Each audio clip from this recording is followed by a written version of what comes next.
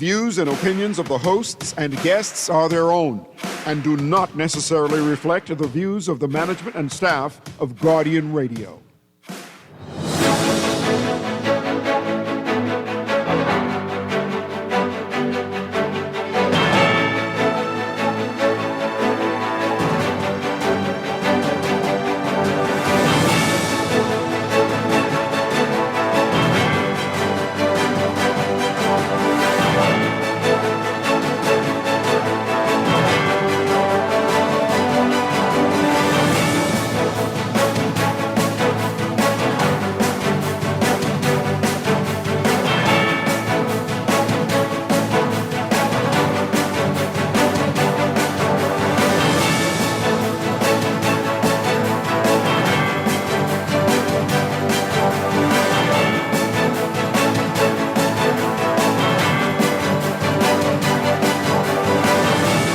Good morning. The government releases more than 3,200 pages of commercial agreements relating to the energy sector. We're learning as a result that BPL is facing big expense payouts. Agreements outline details of secondment for BPL employees. Bomb scare in Grand Bahama, electricity cut to the island for hours. And concerns about the Parliamentary Registration Department and registering to vote. We'll get to the bottom of it. It's all straight ahead this morning. I'm Dwight Strachan, and this is Morning Blend. Wake up, it's a new day. Wake up, it's a new day. It's the start of a new way. Don't you know that it's the start of the end of the old way. Wake up, it's a new day. Wake up, it's a new day.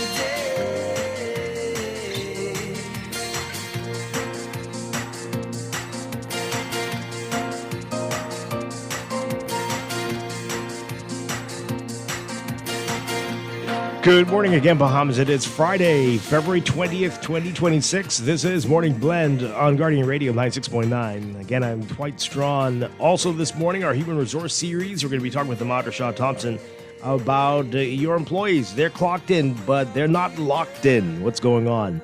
We'll get to the bottom of that, we hope, in a little bit. But first, it's time for the overnight, the latest breaking news from while we're sleeping, and the top national and international headlines this morning.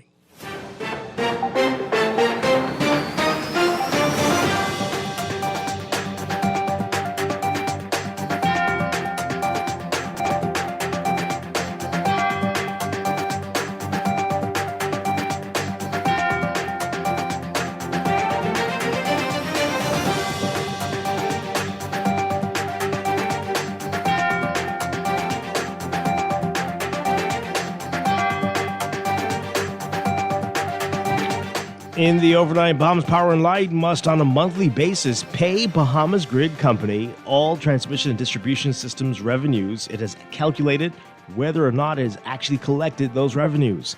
Under the agreement the government has entered into with the U.S.-based Pike Corporation's Bahamian entity, Island Grid Solutions, to upgrade the T&D network on New Providence, all of the revenue generated is the sole property of BGC, the special purpose vehicle created to take ownership of the network from BPL. That agreement states that the T&D system revenues shall be calculated on the basis of kilowatt hours billed by BPL and not on the basis of kilowatt hours billed and collected. Under the agreement, those revenues are specified at 5.5 cents per kilowatt hour for the first 5 years, which represents a significant chunk of BPL's monthly revenues. That's according to an individual with knowledge of BPL's internal operations, stating it could represent as much as 45% of the collected monthly revenues. Additionally, the agreement reveals that in consideration of its implementation of the upgrade of the T&D network and the ongoing management of the T&D network, Island Grid Solutions shall receive certain fees from BGC, Bahamas Grid Company, including a monthly management fee And for the first 5 years, commencing from the date of the execution of the operative agreements, that management fee shall be in the amount of equal to 5.8% of the T&D revenues.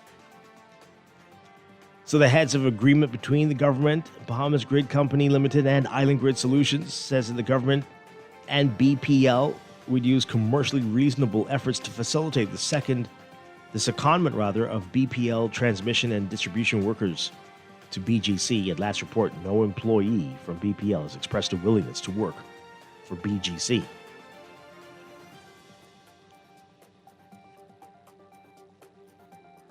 A bomb threat forcing an emergency shutdown of Grand Bahama's power plant, the main power plant, this was Thursday morning, plunging large parts of the island into darkness and halting business across Freeport and the entire island. Shortly after 7 a.m., staff at the JBPC Grand Bahama Power Company's generation plant received the threat and were forced to evacuate the facility. Firefighters and the police bomb assessment team searched the compound. The precautionary shutdown left residents and businesses without power for hours. Power began to be restored early afternoon, around 12:30 p.m. A man murdered after he left a gym in the Shirley Street shopping plaza. This happened yesterday. Police saying that they were alerted to the killing shortly after 9 a.m. Police say the victim is in his early 30s, was leaving the business when a small Japanese vehicle pulled up. Someone got out of that vehicle and shot at the victim, fatally wounding him. Police cannot provide the victim's identity, but shared that officers were combing nearby businesses to gather information and identify possible suspects.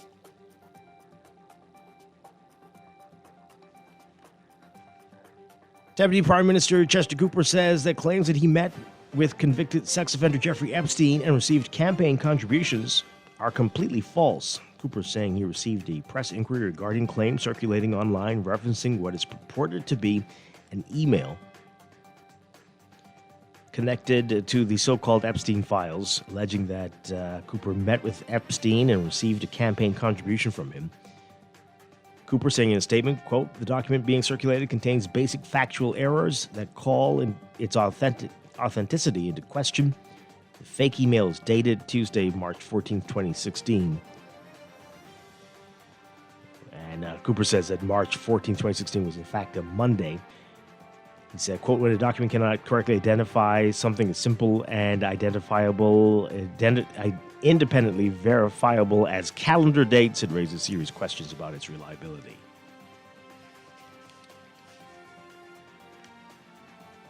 A 32-year-old man sentenced to 2 years in prison for breaching the terms of his bail. Javon Pierre was on bail for 6 counts of armed robbery, 4 counts of receiving, and 1 count of indecent assault, and was required to sign in at the Carmichael Road Police Station Mondays, Wednesdays, Thursdays, and Fridays. But Pierre failed to comply and skipped 101 sign-in days between August 2025 and February 2026. Pierre, who didn't have a lawyer, admitted to the offense at his arraignment before Magistrate Abigail Farrington. Pierre claimed that he was unable to sign in because he didn't have an ID because his passport was being held as an exhibit. He later claimed that he had a laminated copy of the passport, which could have been used. Pierre asked the court for leniency because he didn't waste the court's time. He also assured the magistrate that it wouldn't happen again. However, Farrington noted that Pierre had violated his bail before and had been sentenced to probation. As a result, she sent him to prison.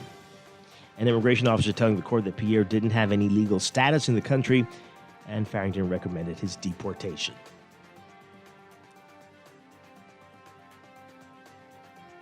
And a web shop robber sentenced to 20 years in prison, 41-year-old John Demerit of New Providence found guilty of 2 counts of armed robbery following a trial before Justice Franklin Williams Casey last year. The convictions concern the May 28, 2017 holdup of Bet Vegas on Carmichael Road. After he was buzzed into the business, Demerit went to the bathroom. He emerged soon afterwards, brandishing a shotgun, and ordered the cashier and security officer to fill up a pillowcase. Demerit fired a shot into the cashier's cage, causing glass to shatter, hitting her in the face. After the gunshot, the staff complied with Demerit's request.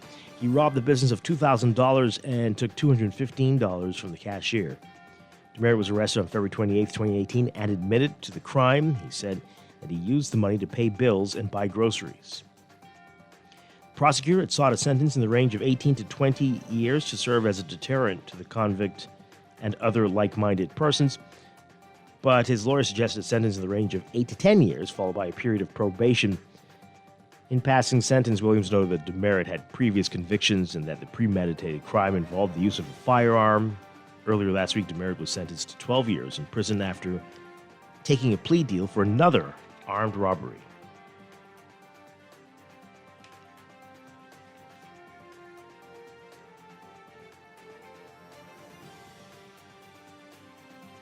Overseas, the Pentagon is sending the largest force of American warships and aircraft to the Middle East in decades, including 2 aircraft carrier strike groups, as U.S. President Donald Trump warns of possible military action against Iran if talks over its nuclear program fall apart. Trump saying Thursday that, quote, "It's proven to be over the years not easy to make a meaningful deal with Iran, and we have to make a meaningful deal. Otherwise, bad things happen." Trump likely will have a host of military options, which could include surgical attacks on Iran's air defenses or strikes focused on Supreme Leader Ayatollah Ali Khamenei.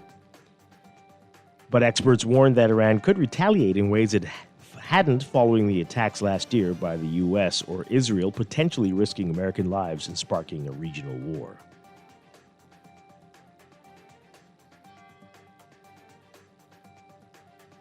And police continued today to search the former home of Andrew Mountbatten Windsor, a day after he was arrested and held in custody for the best part of 11 hours on suspicion of misconduct in public office linked to his friendship with the late convicted sex offender Jeffrey Epstein. Following one of the most tumultuous days in the modern history of the British royal family, the former Prince Andrew is back at his new residence, King Charles III's private retreat, about 115 miles north of London. Police have concluded their search at Wood Farm, where Mountbatten Windsor is living, while waiting for his new home nearby, Marsh Farm, to be ready. They're also searching Royal Lodge, his 30-room former home in the parkland near Windsor Castle, just west of the capital, where the king's younger brother had lived for decades until his eviction earlier this month. Unmarked vans believed to be police vehicles have been entering the grounds throughout Friday morning.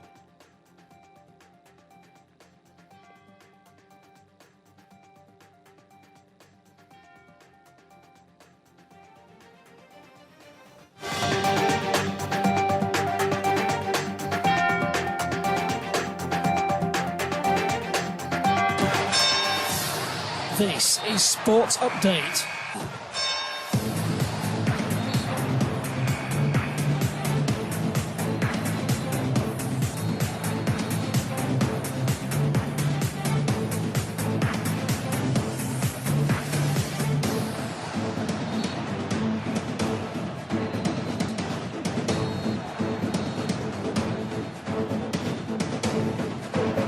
In sports, Bahamian athlete Anthea Charlton enjoying a phenomenal end to her collegiate career at the University of Florida and the start to her professional career as a Puma athlete last season. Charlton, the younger sister of two-time world indoor champion and world indoor record holder in the women's 60 meters hurdles, Devon Charlton, turning heads during the 2025 athletic season, which saw her make her senior global debut at both the 2025 World Athletics Indoor Championships and the World Athletics Outdoor Championships. She set a new indoor national record in the long jump and set personal best times in the 60 and 100-meter sprints and took down a few records in the Florida Gators history books. Charlton marking off a few things on her checklist last season and wants to build on that success in her first full year as a pro athlete. Read about that in today's Guardian Sports section.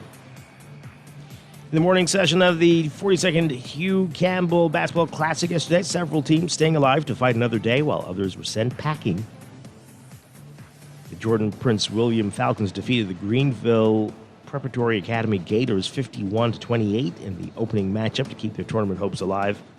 Patrick J. Bethel Mighty Marlins neutralized the CV Bethel Stingrays 56-32 in their elimination game. St. John's College Giants, who are the reigning BAISS Senior Boys champions, toppled CC Sweeting Cobras 49-21. And in the final game Thursday morning, The R. M. Bailey Pacers defeated Government High School Magic 47-29 to move on in their pool. More on Hugh Campbell coverage in today's Guardian Sports section. And at a time when just men were leading high school senior boys basketball teams in the country back in the 90s and early 2000s, there was one singular woman transcending the coaching arena for that group, helping to make a major breakthrough for women in leading positions in sports in the country. Bonnie Baisden, who served as the head coach of the Sunland Baptist Stingers senior boys basketball team for many years and helped transform the program into a major powerhouse, passed away in her home Thursday morning. Baisden suffered from a lung disease for about 7 years until her demise. Bonnie Baisden was 65.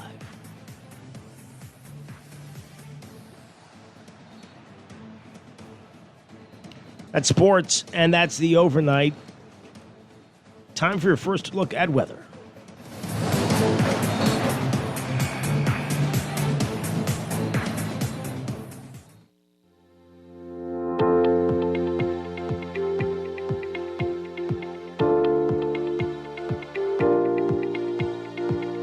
Your first look at weather brought to you by Star General Insurance Made Simple. And we've got a weak ridge that's going to remain in place across the country today, maintaining generally stable conditions with light to moderate breezes, but passing areas of low pressure, low level moisture may result in some brief isolated shower activity over portions of the northwest and central Bahamas. There is a moderate risk of rip currents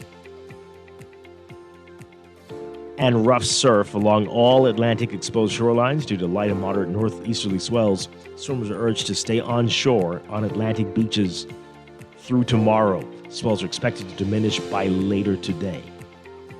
Your forecast for today for the extreme northern islands: look for partly sunny to sunny conditions today, becoming fair tonight with only a 10% chance of passing showers through tomorrow. For the rest of us in the northwest Bahamas, including New Providence, we're looking at a mix of sun and clouds today, becoming fair tonight. Partly sunny today for the central islands, becoming mostly fair tonight. Similar story for the southeastern islands. And most of the country will be seeing about a 20% chance of showers through tonight. Winds southerly at 10 knots or less, becoming light and variable by this evening for the extreme northern islands. Southeasterly at 10 to 15 knots today, mainly along the easternmost islands. And east to southeast at less than 10 knots elsewhere in the northwest. And for the central and southeastern islands, east to southeast at 10 to 15 knots, with higher gusts at times for the southeastern islands. Temperatures today, another warm one in store, highs around 82 Fahrenheit, 28 Celsius. Overnight lows tonight getting down to the low to mid 60s, around 22, 23.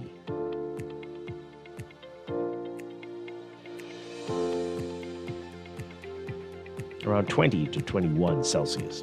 That's your first look at weather this morning. We'll have your extended outlook coming up in a bit. This weather check also brought to you by Karna at SLS Bahamar. Dario Cecchini is coming to the island on February 24th at 7 p.m. Karna hosts a one-night-only $300 Wagyu experience with Dario on site for an unforgettable tasting featuring West Home Australian Wagyu. Seats are limited, reserved today.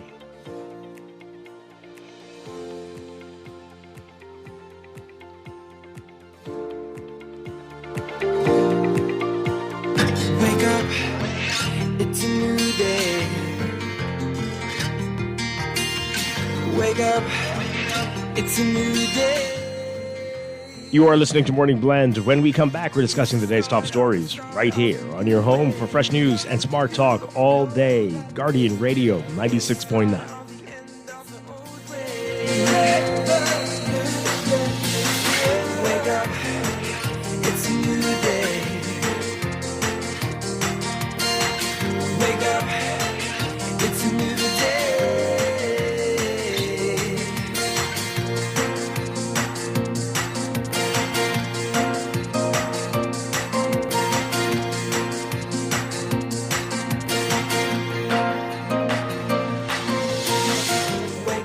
Of banks forcing you to use technology to bank the way they want you to?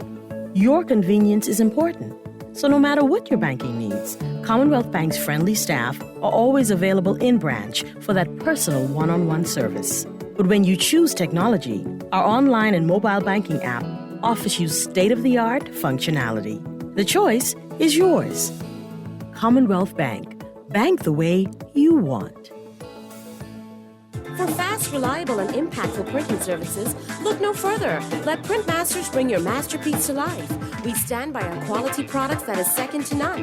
Our affordable pricing and friendly, efficient staff makes Printmasters the ultimate choice for all your printing needs. We can deliver any type of printing services, from banners to booklets to business cards. You name it, we can print it. Let Printmasters bring your masterpiece to life. Located in the Nassau Guardian Building, telephone 302-2361. Looking to elevate your gadget game, or are tech troubles simply slowing you down? Escape to a world of innovation at Custom Computers, your go-to store for the latest cutting-edge tech. Whether you need to upgrade your life with the best from Apple and Windows, or your device needs a little TLC, the Custom Computers Know-How Store is the destination for unbeatable expertise and quality repairs. With 2 convenient locations, there's a Custom Computers near you on Patton Street in Palmdale and Caves Village, or call 396-1100. Every day in a busy world, we have to do so much. Bank with CIBC and get that personal touch. Share your ambitions, let us help your dreams come true. At CIBC, you're at the heart of all we do. We're on your side, we're listening, we know the way you feel. CIBC, ambitions made real. Southwest Plaza has so many stores, I've been trying to find a sensible way to list them all. There's CBS Bahamas, the Ashai Institute, BENC Snack World, Bamboo Shack Bahamas, there, the Athlete's Foot and BTC, Games and More, John Bull Fine Threads, Alive Bahari, Dairy Queen, 700 Wines and Spirits, Sandy's Clocks and Island Luck, and Lowe's Pharmacy, plus Marco's Pizza and Lorraine. Southwest Plaza, what a wide array of stores. West Plaza, stop by today and explore. No one likes a fender bender. Oh, man. From a little scratch to a full mashup, NUA Insurance has got you covered with auto insurance tailored to fit your needs and budget. For affordable rates with free on-site accident assistance, visit us online or in branch and just ask us. NUA Insurance, us, because we've got you covered.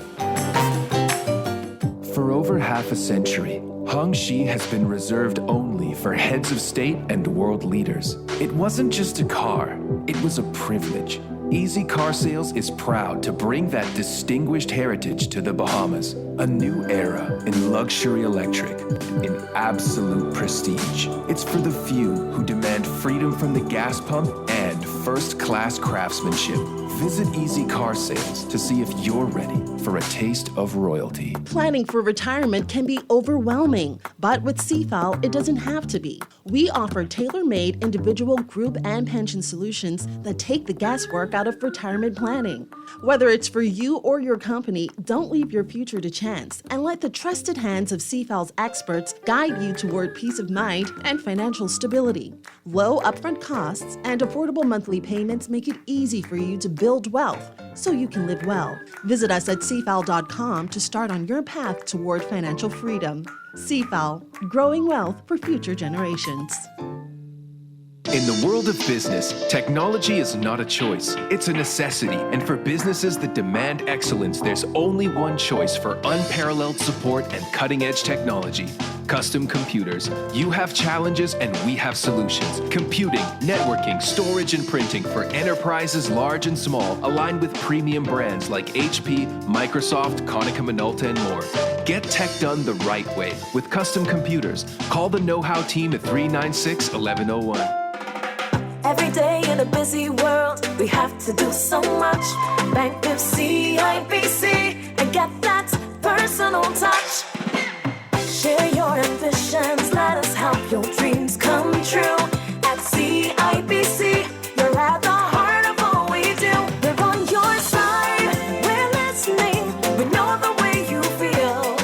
CIBC, ambitions made real. Wake up, it's a new day. Wake up, It's a new day. We are back with Morning Blend on Guardian Radio 96.9. We're streaming live on GuardianTalkRadio.com and on the Guardian Radio app for smart devices. We're also on your televisions on Cable Bahamas Channel 969 and BTC Flow Channel 612. You can tweet us at Morning Blend 969 or Facebook.com/Morning Blend 969. Text us on the Guardian Radio text line powered by BTC 422-4796 standard. Text rate supply. Once again, I'm Dwight Strachan. Excuse me. Coming up this morning, we've got a lot to get to. We're going to be talking about the Parliamentary Registration Department. Opposition members are complaining about some of the processes, and they have some concerns. We're going to try to get some answers about that this morning. And later in business, it's our monthly HR series, Human Resource Series, and we're going to be talking with Ahmad Rashad Thompson. The topic today, your employees are clocked in but not locked in. We're going to get into that this morning. So that's all ahead on this Friday. But right now, it's time to talk about what else is in the news.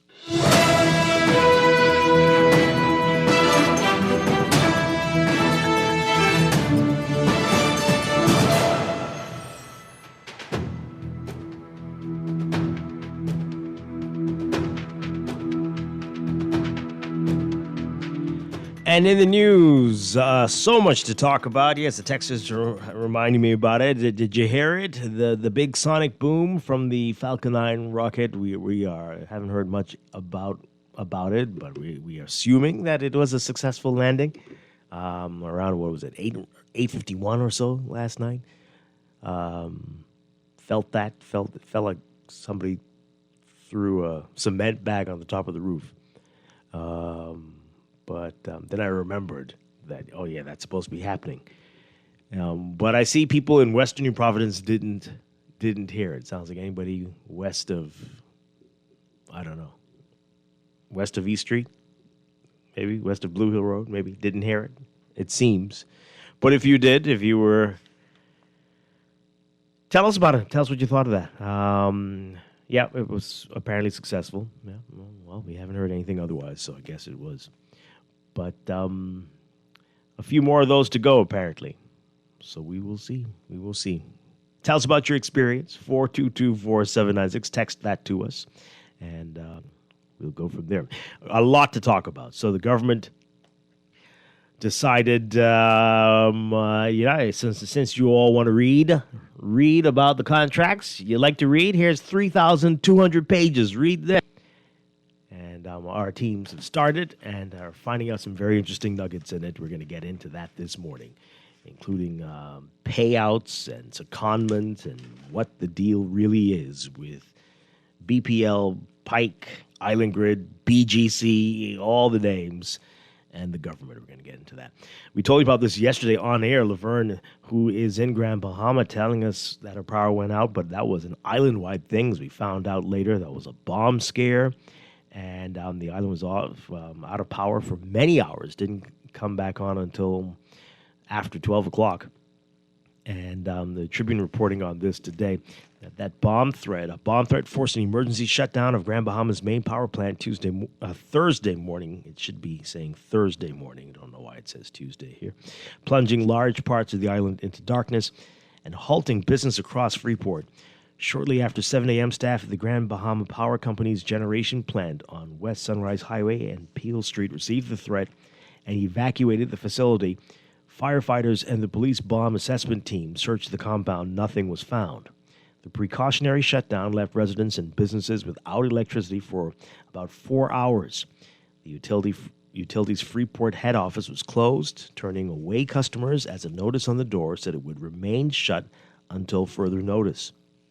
Police power returned around 12:30 p.m. So the company said it took proactive action to protect employees and the public and began restoration once authorities declared the site safe, saying, quote, "We understand the inconvenience this may cause and appreciate the public's patience and cooperation." So Assistant Superintendent of Police Nicholas Johnson said officers evacuated the property and carried out a systematic search.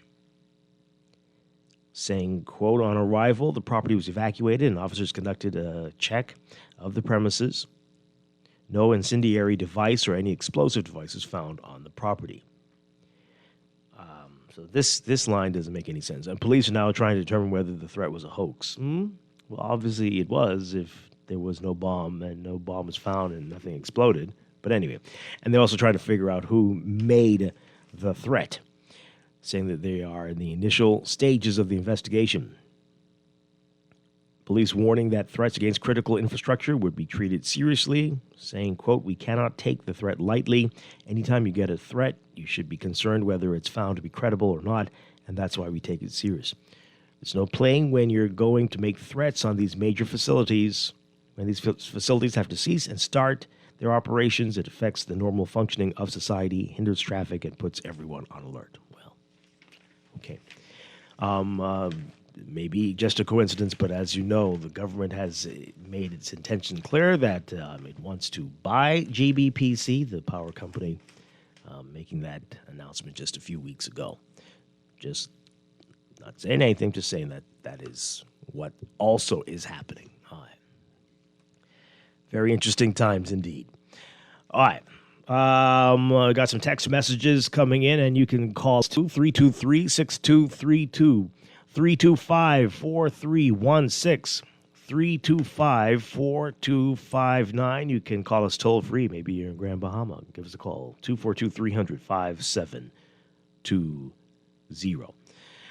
Text messages. This person says here, did you hear that sonic boom last night? Yes, I did. This person says, I ran outside with my cutlass and flashlight because I could swear someone was breaking in. Well, okay.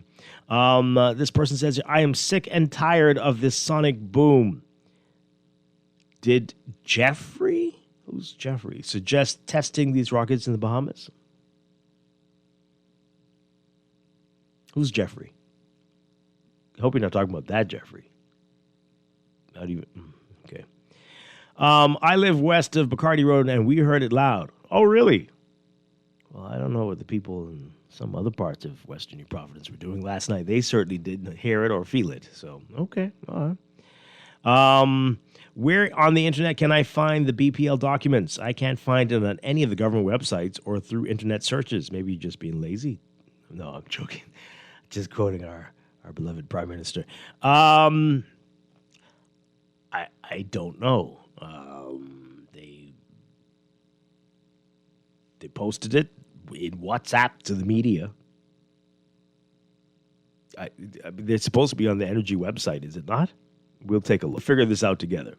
The texter says, I called OPM and BPL and nobody knows where to direct me. Is this another way to keep the residents in the dark as long as possible? Probably. This texter says here, I'm in Carmichael off McKinney Drive, and I surely heard the boom. I'm concerned about our environmental surroundings with these landings since we can hear them in Nassau. What long-lasting damages are we committing? Well, I mean, we heard that one last year, I think. Well, nobody seems to be hurt or harmed. Were you thinking it could be a long-term thing beyond that? You know, I think there's more damage from the guys in the trap when you're in traffic, and the guy in the Honda behind you is blasting the music so loud that you can feel your heart shaking and your ribs bouncing up and down. It's probably more damage to you from that.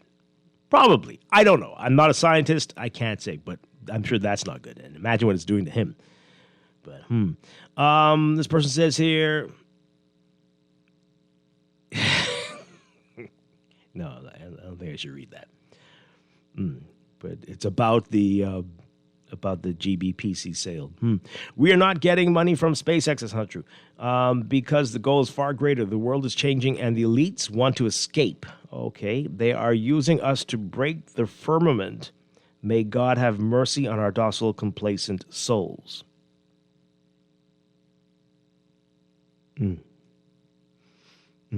Okay. Texter says, yes, that Jeffrey. Wow. Okay. Make it make sense, or don't do it. I reside in West Grove, and I heard the sound. I was trying to figure out what it was until a family member in Grand Bahama informed me that she was watching it. Remember, they said it was going to be anywhere between 5 and 9:30. You know, like how your telecommunications operator tells you that's what time they're going to come to fix your stuff. That very wide window, 5 and 9:30. How are the police going to properly conclude who made this threat against JBPC when they can't come to a conclusion on the Michael Johnson voice notes? That really makes sense to you to text that? Yeah? Okay. I heard it also, and my house shook. I was scared.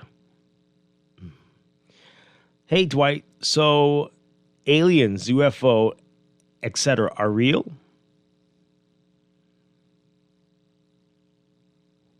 This is a text for this show at this hour. Okay.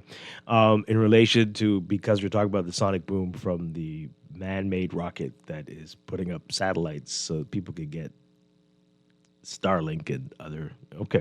I live in Westridge and I heard it. Okay, so everybody heard it, but just some people playing deaf, I guess. So that's fine. Caller, good morning. Say you. Good morning, Derek. How you doing? Doing well. Good, man. Good.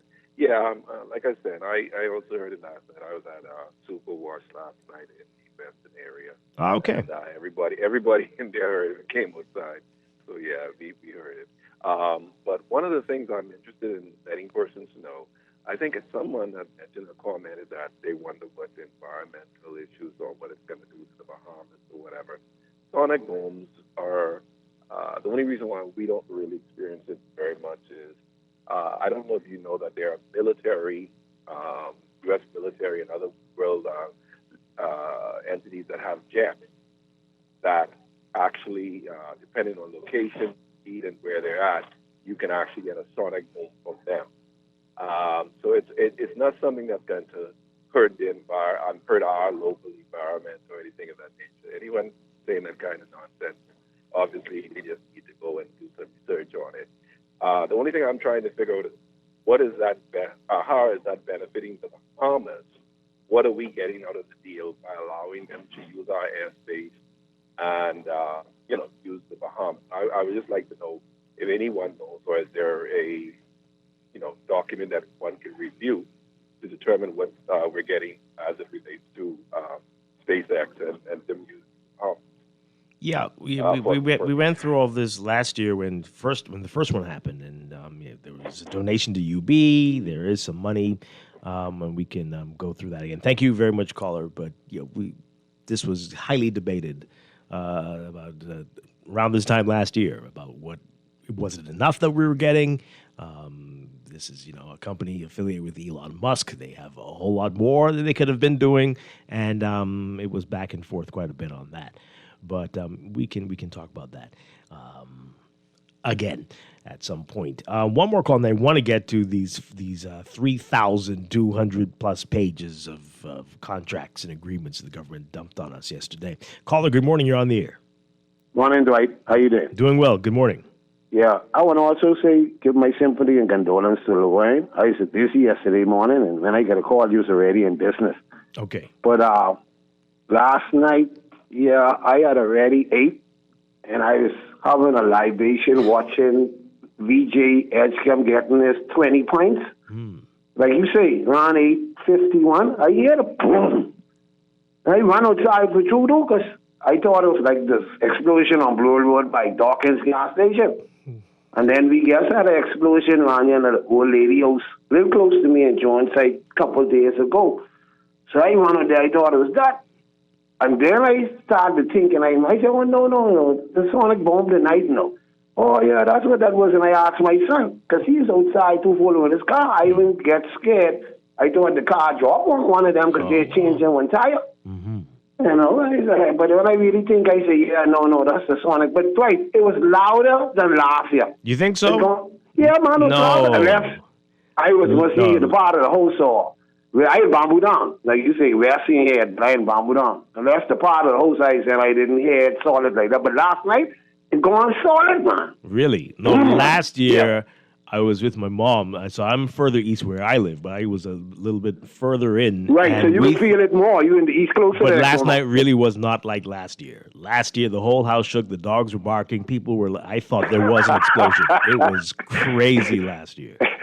Yeah, okay then. Yeah, but like, you must see it's a little closer to bomb on the sound. The breeze is blowing just lap. Must he bring it over a little closer to me, to travel the sound closer to me. Oh, wow.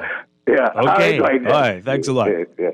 Yeah, some people were panicking. Well, very people were panicking last night, but definitely last year. And there wasn't as much publicity that we would hear the sonic boom in New Providence last year. So I think a lot of people were caught off guard. This time, probably it sounds like people were like me. You heard it like, wow, who threw something at my house? What's happening? And then like, oh, SpaceX. Yeah. And I did go outside. I saw some people looking up in the sky. So, wow. Yeah. So we will go through it. I'm going to go look back and see what the agreements were. I know many people were not satisfied. Many people thought we could be getting more from this. But hey.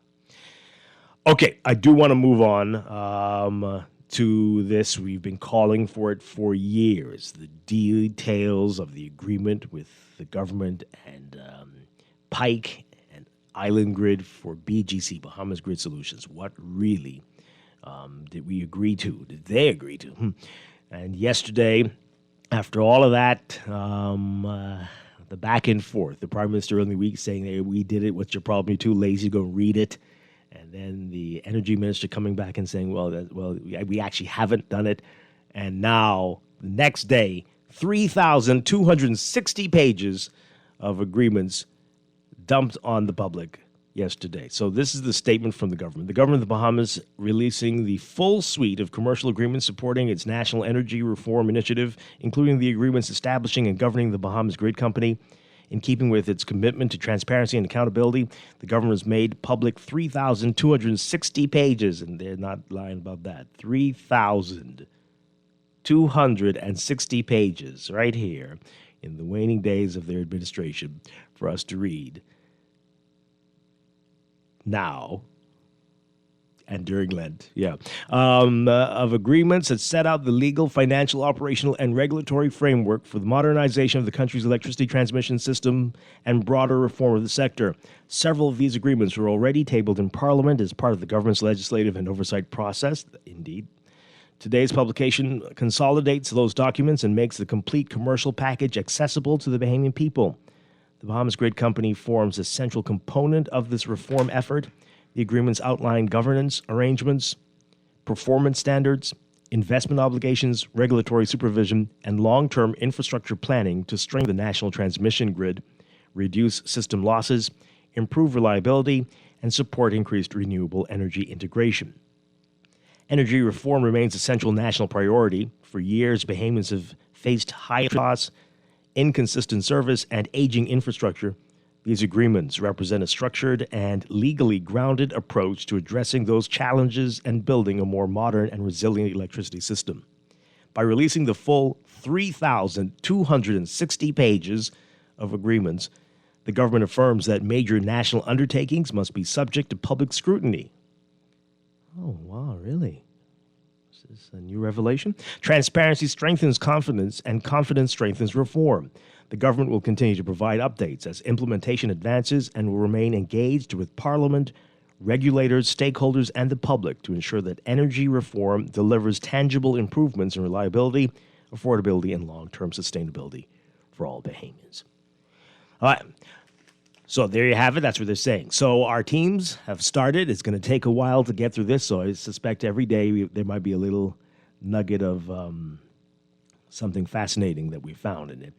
So far, we found BPL is facing big expense payouts. Our Candia Dames writing about this today. Bahamas Power and Grid. It's so many companies. Bahamas Power and Light, BPL, must on a monthly basis pay to BGC, Bahamas Grid Company, all transmission and distribution system revenues it has calculated, whether or not it has actually collected those revenues. Under the agreement the government has entered into with U.S.-based Pike Corporation's Bahamian entity Island Grid Solutions to upgrade the T&D network on New Providence, all of the revenue generated is the sole property of BGC, the special purpose vehicle created to take ownership of the network from BPL. So the agreement states that the T&D system revenues shall be calculated on the basis of kilowatt hours billed by BPL and not on the basis of kilowatt hours billed and collected. Under the agreement, those revenues are specified at 5.5 cents per kilowatt hour for the first 5 years, which represents a significant chunk of BPL's monthly revenues.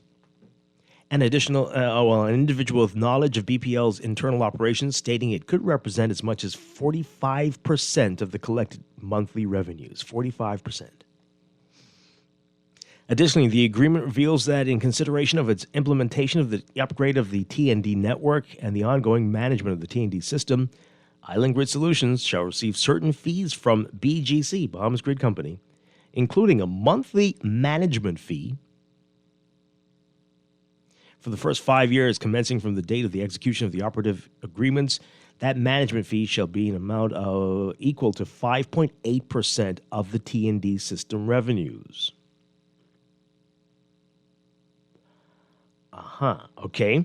Thereafter, the management fee percentage shall be subject to reduction. So the breakdown of the arrangements are outlined in the energy reform agreements the Davis administration finally made public on Thursday, following months of demands for transparency surrounding its energy reform agenda. In all, more than 3,200 pages of documents were released. Those agreements stipulate that Bahamas Grid Company shall have sole ownership of the electricity transmission and distribution system on New Providence. Sole ownership and revenue generated will be the sole property of BGC. So months ago, people were saying it sounded like privatization, and the government kept saying, no, it's not, but that language there suggests something totally different. The government has agreed to an in-kind capital contribution on the entirety of BPL's transmission and distribution network on New Providence to Bahamas Grid Company in exchange for 40% of its shares. This is all to facilitate Island Grid's upgrade of the T&D network, which officials have repeatedly characterized as significantly deteriorated. Under its agreements with Bahamas Grid, the government will also facilitate the leasing of BPL's T&D sites. Under the agreement, the public-private partnership between the government and private investors also includes a debt equity capital raise undertaken by BGC, where private investors contributed cash in the amount of $130 million in exchange for the issuance and allotment of a maximum of 60% of shares in the capital of BGC. 7 years from the execution of the agreement, the government shall have the right to purchase an additional 9% of the issued and outstanding shares, resulting in its holding of 49% of the shares in the capital of BGC. The heads of agreement states that Bahamas Grid shall pay to Island Grid from the capital raised by it such amounts necessary to fund the fundamental infrastructure upgrades. Are you following all of this? It's probably easier to read it than to hear, I suspect. But it's a lot going on. The agreement stipulates that all T&D system revenue shall be collected by BPL exclusively for the account of Bahamas Grid Company. The agreement says BPL undertakes and agrees to grant to Bahamas Grid unrestricted access to daily billing information and all other system information as may be necessary. Do I need to read that again? The agreement says BPL undertakes and agrees to grant to Bahamas Grid unrestricted access to daily billing information and all other system information as may be necessary. The parties also agreed to facilitate the execution of an entry into a long-term lease agreement whereby BPL shall grant to Bahamas Grid a leasehold interest in the T&D system sites. Under the agreement, BGC shall be authorized and permitted to perform all actions on or to the T&D system sites without limitation, but only to the extent that such actions are necessary or useful for the furtherance of the project in the discretion of Bahamas Grid Company and Island Grid.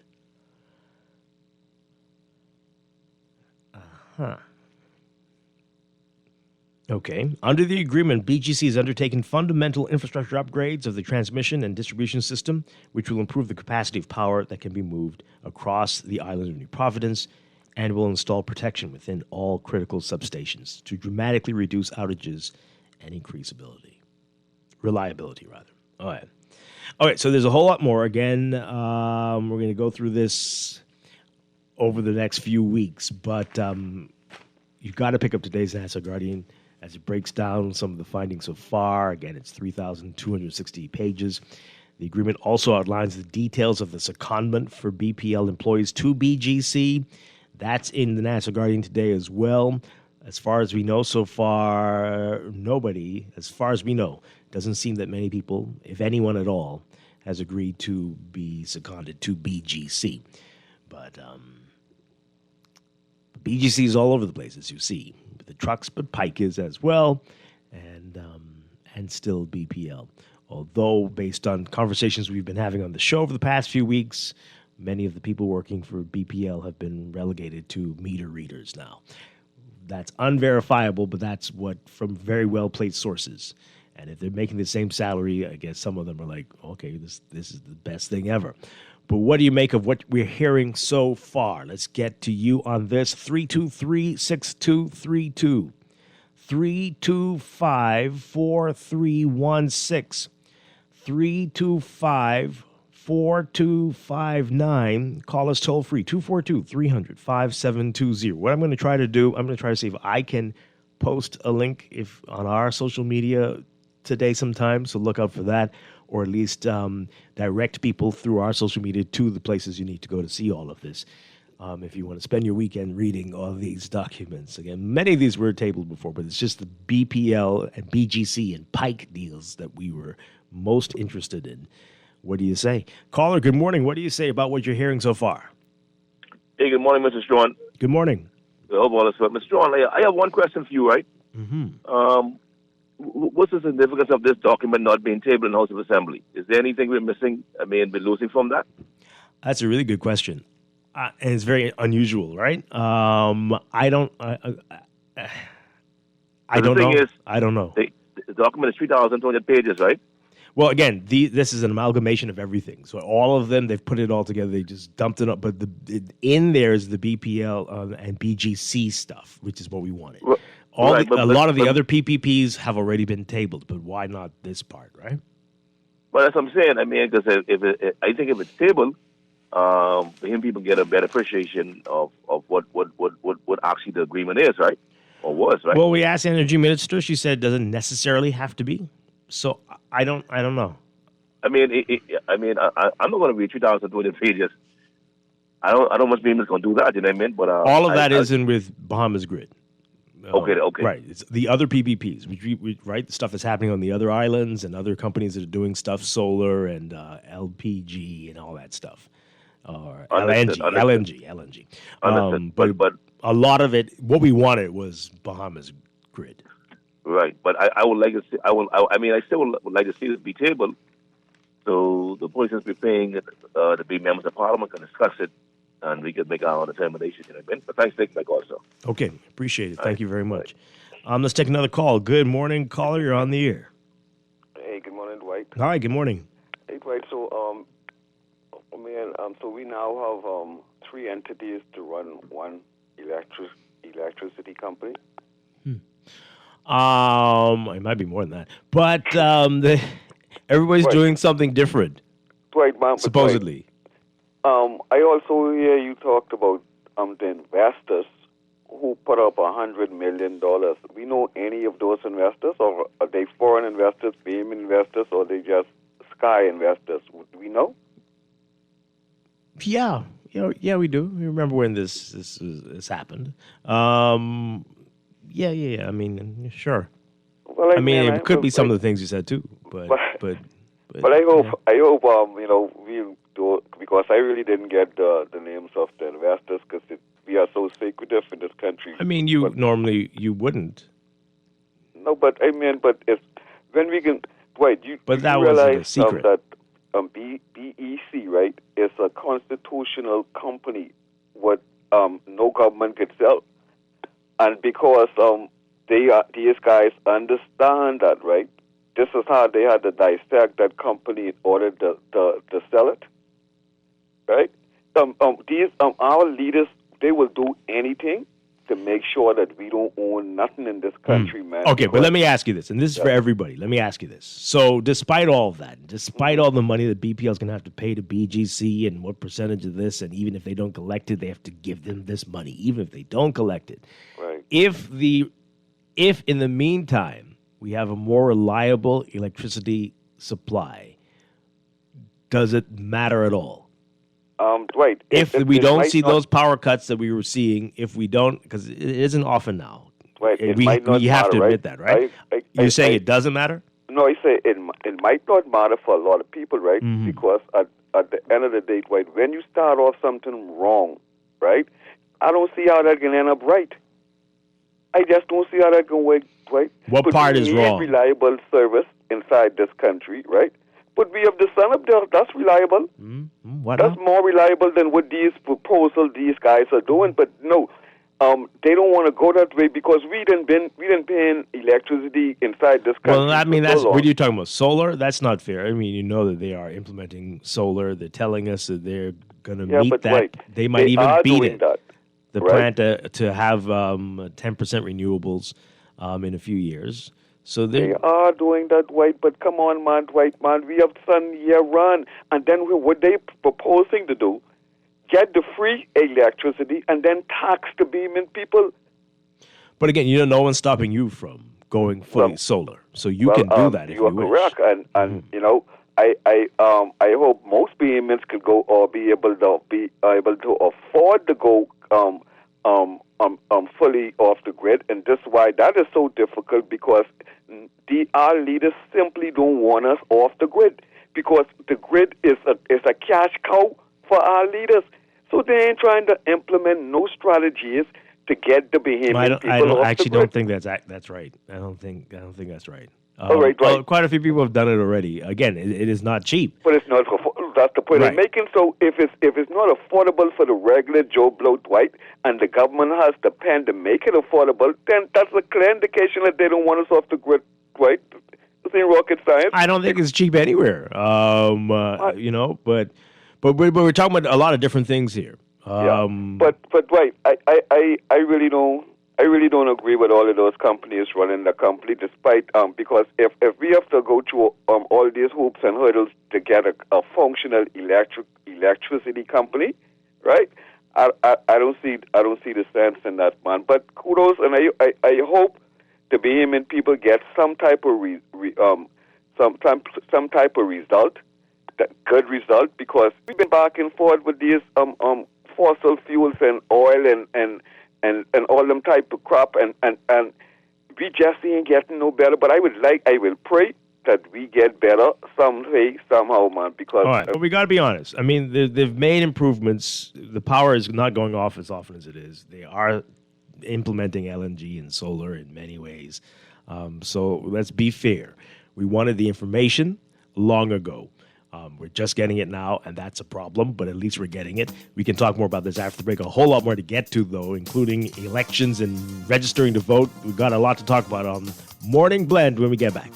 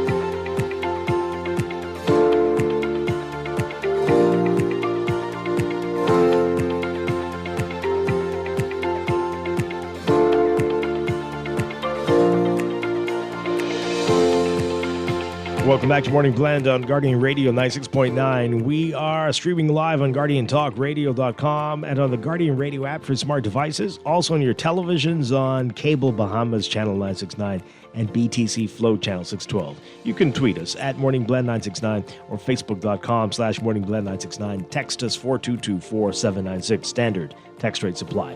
And now at 8:25, it's time for a final look at weather for today, brought to you by Sherwin-Williams. If you're looking to cool, Sherwin-Williams store has top quality paints, expert advice, and everyday discounts to help you save only at Sherwin-Williams. So we've got a weak ridge today. It's going to be maintaining generally stable conditions with light to moderate breezes, but passing areas of low-level moisture may result in some brief isolated showers across portions of the northwest and central Bahamas today. Over the next few days, we've got that weak ridging pattern that's going to remain in place throughout the weekend as southeasterly winds promote warmer temperatures and sufficient moisture for a few brief showers. At the same time, breezes across the islands will remain gentle to moderate. But there's a cold front moving in to the northern Bahamas on Sunday night.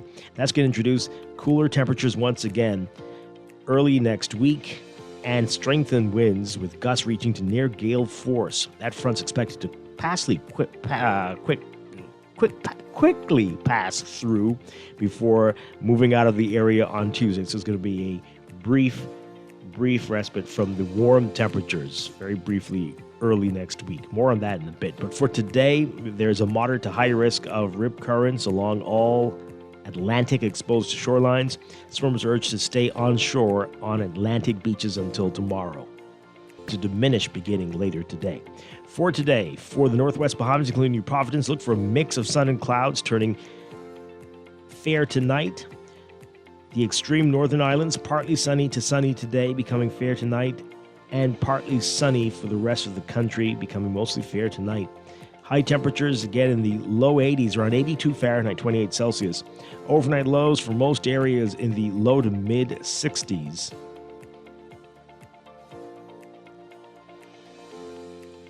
And for the southern Bahamas, maybe in the low 70s. For tomorrow, Saturday, look for partly sunny conditions, turning mostly fair at night. A mix of sun, that's for the southeast Bahamas, a mix of sun and clouds for most other areas.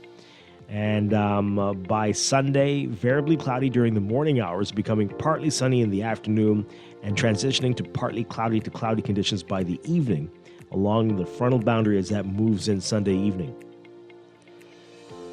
We'll see elevated chances for rain Sunday night for the northern half of the country. By Monday, partly cloudy hours with cloud coverage decreasing by the afternoon, and some of those cooler temperatures coming in by Monday night. And look for highs only in the low to mid 70s by Tuesday. Overnight lows in the upper 50s, low 60s for some areas. That's your morning blend weather check. Weather check also brought to you by 242 Day. This Tuesday, February 24th, this and every 24th day of February, the 24th day of the second month of each year. Show your Bahamian pride. Fly your Bahamian flags. Wear Bahamian flag colors. Eat Bahamian. Donate in sequences of 242. Whatever you want to do, just have fun. 242 Day, falling on Tuesday this year.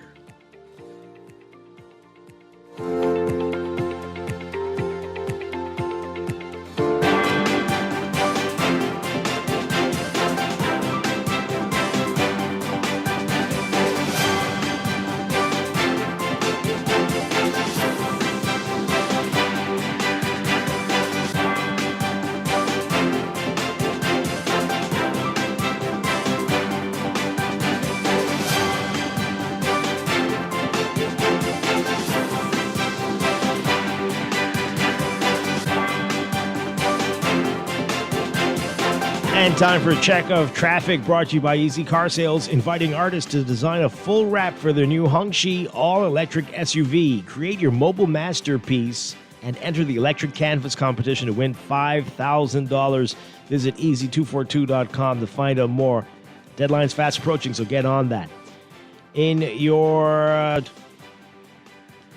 we've got work going on, milling and paving work on Cedar Way from Carmichael to Golden Gates Corner, Golden Gates Street Court. So that is taking place between 9:30 a.m. and 2:30 p.m. daily. So you're asked to avoid this area if you can, or follow the posted traffic signs. In your real-time traffic right now, again, we've got quite a few schools on midterm, so it's not looking that bad up there, actually. Just a few pockets of a bit of slow-moving congestion. We've got Milo Butler Highway, as usual, slow-moving northbound traffic. As you approach Harold Pond, you'll see that if you're heading northbound all the way up to Tonic Williams-Darling Highway. Blue Hill Road, manageable. Just a bit of slow-moving northbound traffic near Carmichael. And once you get north of Soldier Road, you'll see that slow-moving traffic on the way to Independence Drive. And Robinson Road near Old Trail, some slow move there. Marathon looking a bit busy for you northbound, north of the mall, on the way to Wolf Road. Those are your hot spots. That's your real-time traffic. As schools are on midterm break. Morning Blend Traffic brought to you also by NUA Insurance Agents and Brokers, your partner for smart motor insurance and advice that puts you first, whether you're at home or on the go. Getting an instant motor quote is easy. Give them a call or visit your nearest branch or log in anytime at nuainsurance.com. This is Guardian Radio 96.9 FM, streaming on GuardianTalkRadio.com and the Guardian Radio app, Nassau, Bahamas.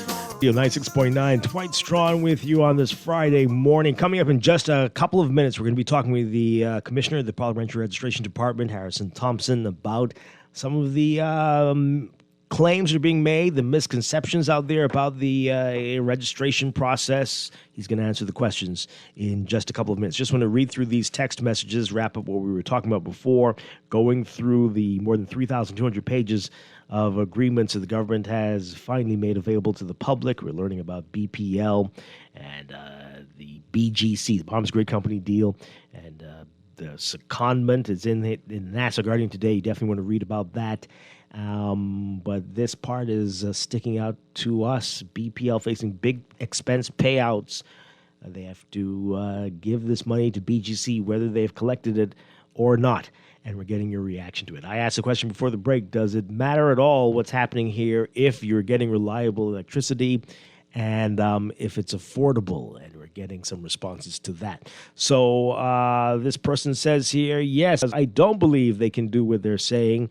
And if they could, why are we going for another $600 million in loans? Are you talking about just in general or what? People have to pay the bills in order to pay down the debt at BPL. I mean, there were some loans for that. I'm not sure what you're specifically referring to, but explain.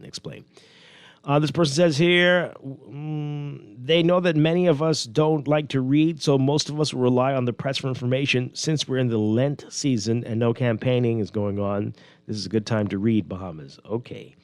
Well, once the light is kept on at a cheap price, I don't see the problem. Okay. And this person says here, and the fact that, let's see. Yeah, I'm the caller in regards to the question of why we need all the companies to be involved in the management of power production. I agree that there has been improved service, but does it really take 3 entire companies? I keep telling you, I think it's more than that. And the fact that BPL has to pay whether or not they receive funds concerns me because I foresee that eventually falling back on the consumer, as in more frequent disconnections for delinquent accounts and higher fees for those who pay on time. Well, that's an interesting take. Let's take these calls really quickly. We got to go to a break and then get to our guest. Good morning, caller. You're on the air. Good morning, Dwight. Hi, good morning. You know, what I like to ask, right, is, you know, all of us laymen is, what is the origin of taxation? And, you know, who do we pay it to? You know, where it says, and under Caesar, where the Caesar, and that's taxes, right? So is our government Caesar, and what kind, you know, our government, our ruler, or our king, you know, and what kind of king are they? You see? So I say that this, you I would think that taxes is to take care of our essentials, our infrastructure. You see, like things like health, education, health, energy. So it's like okay, we privatize the areas, right? So that means why do we still own ZNS? Why are we still paying for ZNS? If Guardian and other media houses could do the job, doing the same job, whatever ZNS is doing, they could do too. Or some of them even do it better. You understand me? And you understand what I'm saying? So and then you get things like, when are we gonna privatize education? When are we gonna privatize the roads? When are we gonna privatize health care? So what is it? It's the only thing we're not going to be able to privatize is the police. Okay. Thank you for the call. Thank you very much. All right. We don't have the time. Caller, really quickly for us. Good morning. You're on the air. Good morning, Dwight. Hi, good morning.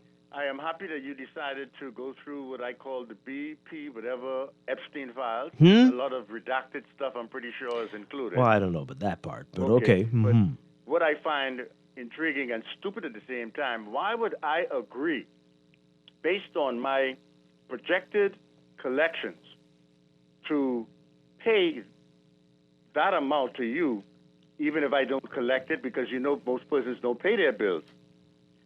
Why would I agree in a contract, Dwight? I mean, really, I don't understand why would I agree to pay you not knowing that my collections may be less.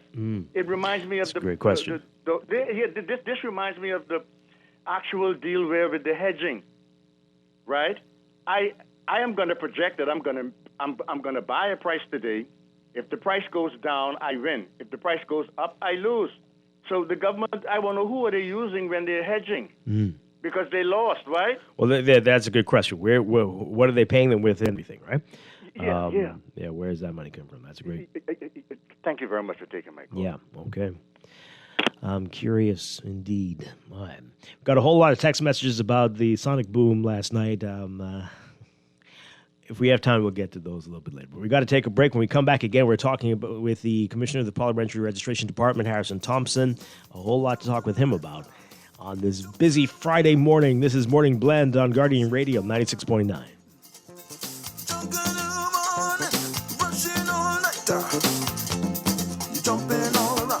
Here's the Sure-winning art store moment from Shelley and Dee Dee.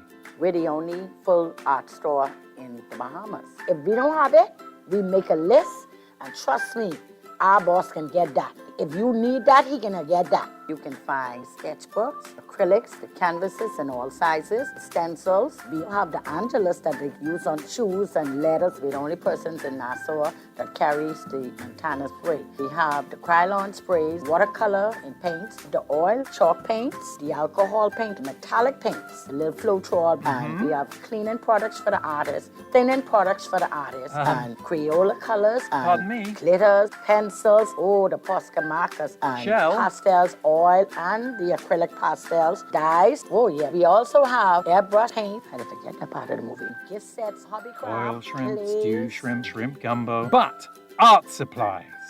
We have a lot of them. Sherwin-Williams Art Store. Marcos is so back. Don't think small, think big. The big XL deal at Marcos Pizza is just $16.50. One extra large, one topping pizza you'll love at a great price. Big nights need big pizza. Made with our founder's signature sauce, fresh cheese, and fresh dough. Taste the freshness in every slice. Big slices, big flavor, big value. Order now at MarcosPizzaBahamas.com. Go big tonight with Marcos. The following is a paid political message. Kalani. Whoa. Hey. Kalani. Oh, the future is brighter. Oh, vote for MacGyver. Hey, 'cause she is a fighter. Kalani. The future is brighter. If you need improvement, come join the movement.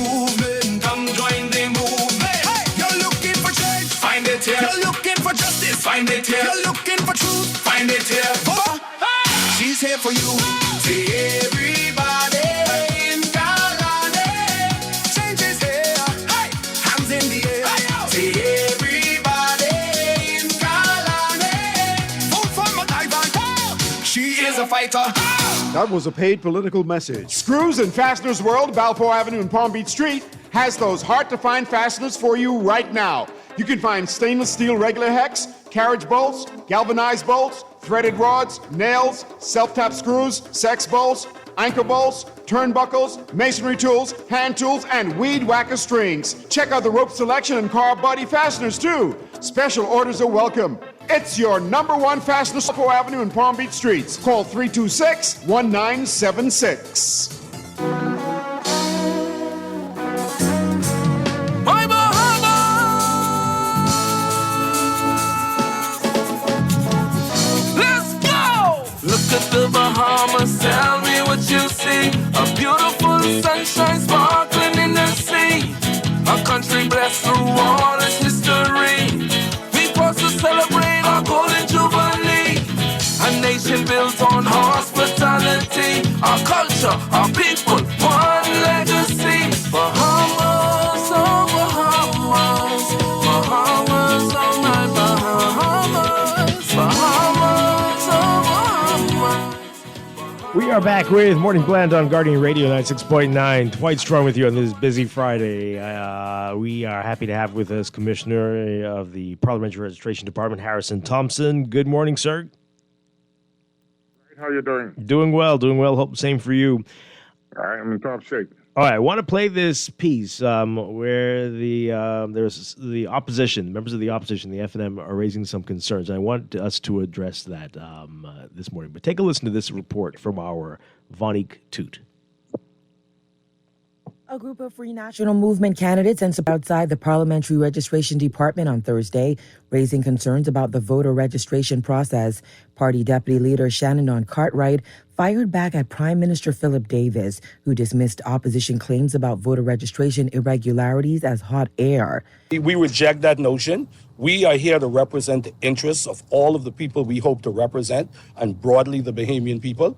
At the end of the day, this falls in the line with transparency and ensuring that we are agitating on behalf of the Bahamian people, and we will continue to do that as the people have demanded that we say something, because they too, most importantly and fundamentally, are concerned about the issues that they are facing.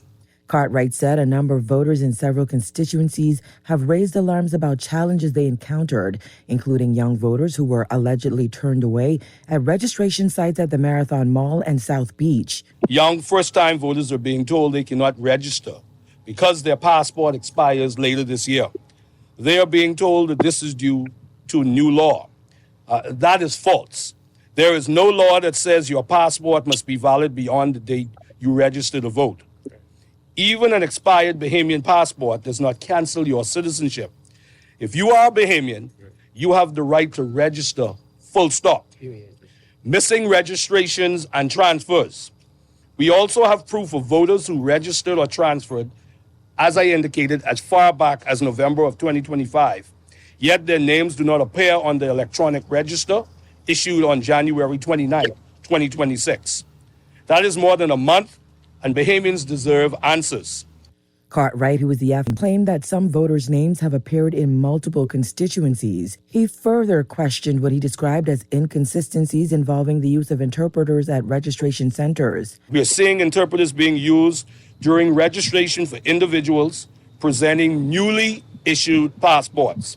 At the same time, Bahamians of Haitian descent holding Bahamian passports are being facilitated through the process despite being unable to speak or understand English. Yet, other Bahamian citizens are delayed or denied because of supposed language issues. He added that officials at various parliamentary registration centers are providing conflicting information to voters. We are even hearing in Abaco, particularly in the constituency of North Abaco, that persons are being told that moving from one polling division to the other is discretionary, that it's random, that you have the ability, not have the ability to choose. You have to be an ordinary resident in a particular polling division and register in that polling division. There are also concerns Bahamians have expressed, the issues of interpreters for certain category of voters. And while those voters are being facilitated and serviced, there are a lot of other category of voters who are not being serviced to that degree. Cartwright said the party will continue to press for these issues to be addressed, insisting that the integrity of the voter registration and electoral process must be protected. Okay, Arvani too with that report there. Commissioner Thompson, let's get into it. As much of that as we can. There's a lot there.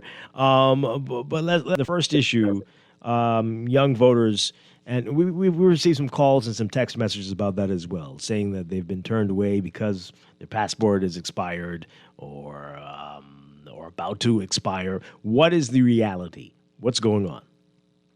The reality, Dwight, is that no one should be turned away if their passport is expired.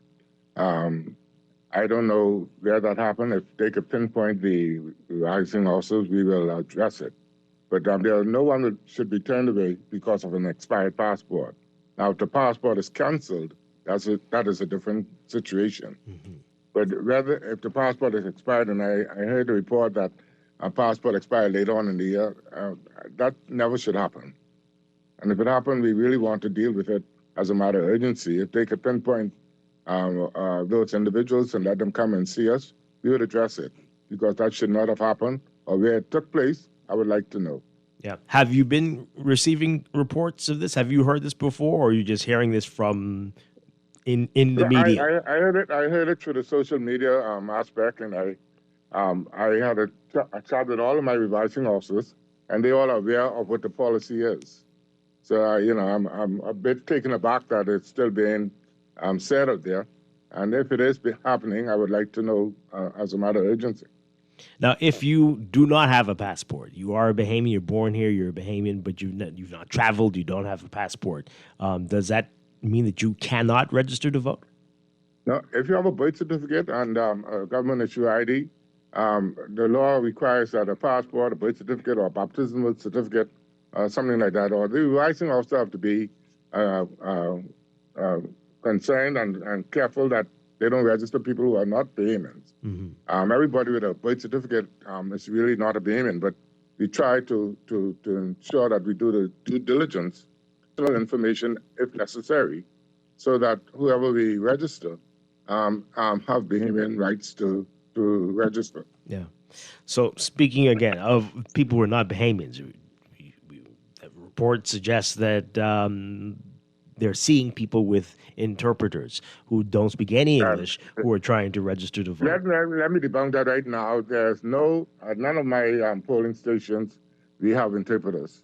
If there's some claim that some interpreters are going around with people, please let us know, because our revising officers know that to register, you have to swear to an oath.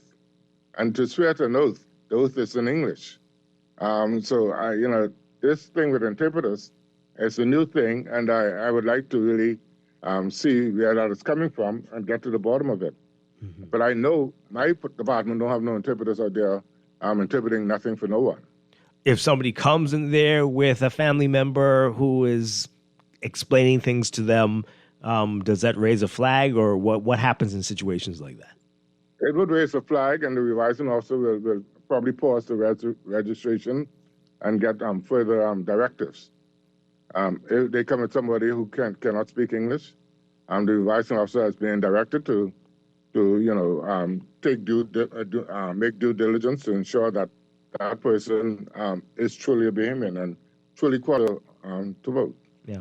So obviously there's a lot of misinformation going around. A lot of people saying things or reporting hearsay. You said it before that if you see it, document it and report it to you. Bring it, document it, bring it, and we would address it. Dwight, we believe in transparency as much as possible, and we try to be as transparent as possible with all and sundry. We deal with the democratic process of this country, and that's nothing to take lightly. And we will do our endeavor best. Our democracy is upheld at the highest level. All right. So in the report, we're also hearing that people who are in the constituency and the boundaries have changed. There's some confusion there. What is the process? What's supposed to happen here if you are no longer in what you thought you were in terms of constituency, and you're in a different one? If you are in a different constituency because of the boundary changes, the in-house, we will do the counterfoil part of it. We would make an announcement in the next few days as to those persons who are affected to come into the office or one of our satellite stations to have their cards stamped with the new constituency and the new polling division.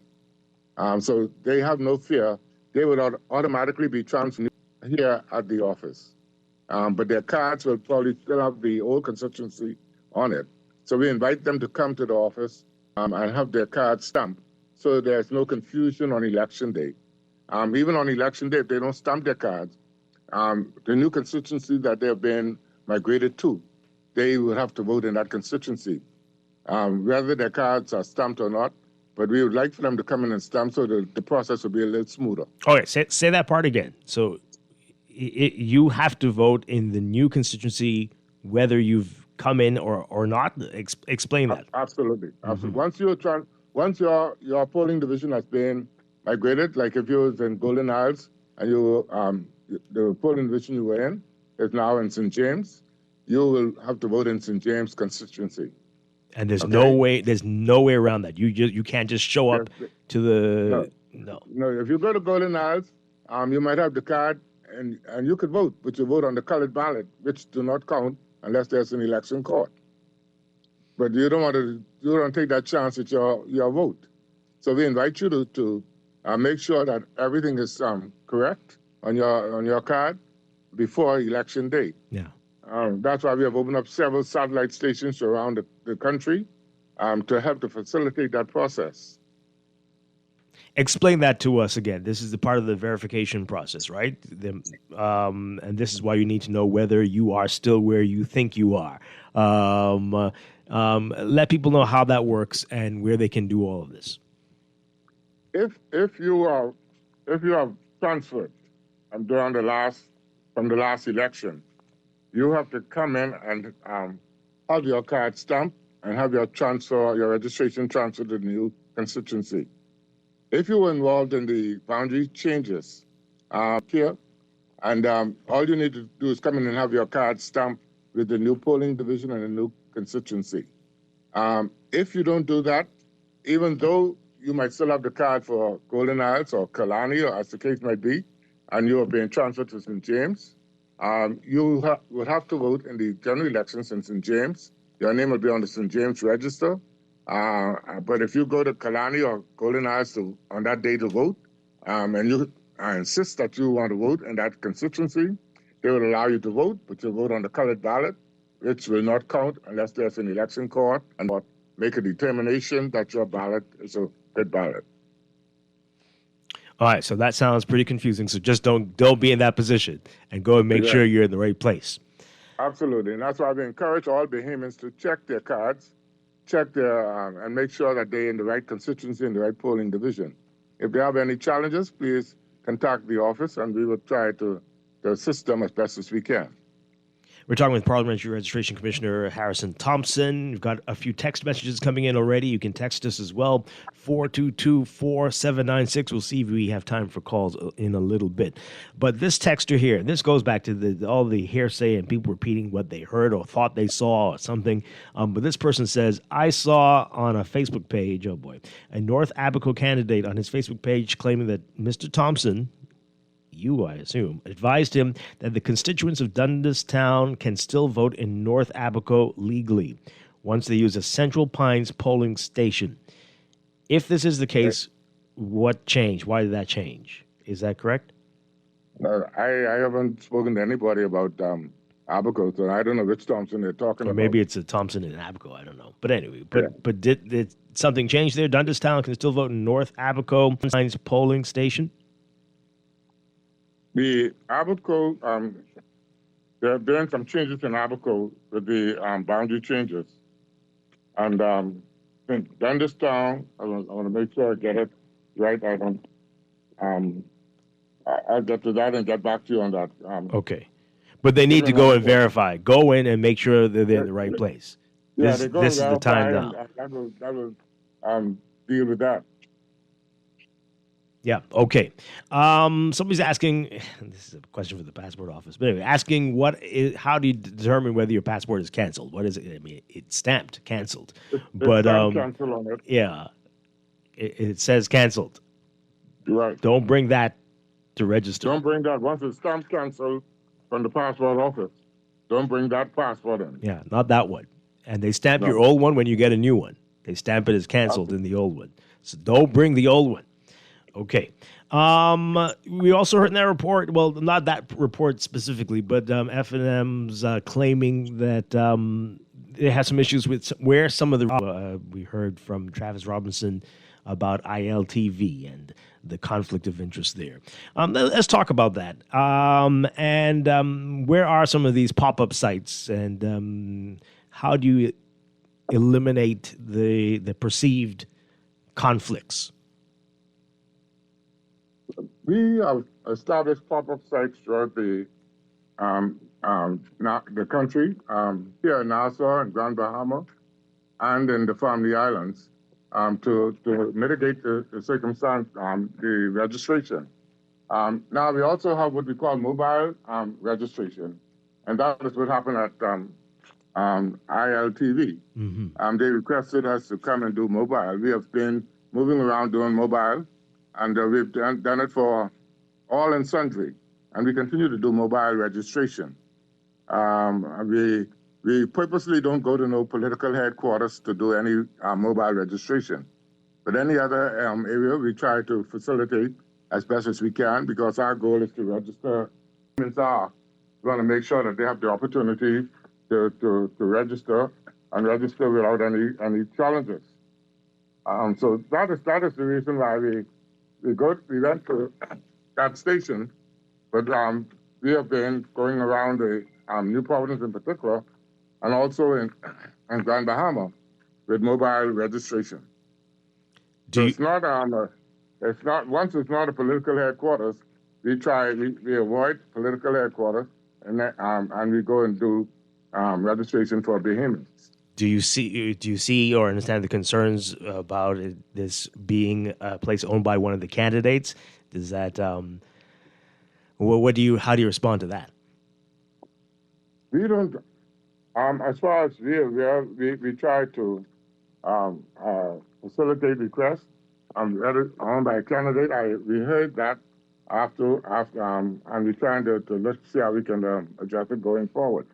But we understand that the request, the candidate apparently, from what we were told, had nothing to do with the company in terms of the administration of the company. And we didn't do that.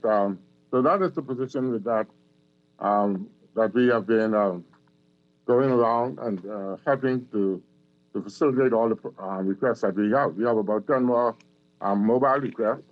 And from all political parties, we get requests from political parties also. But we don't go to the headquarters. Don't go to there.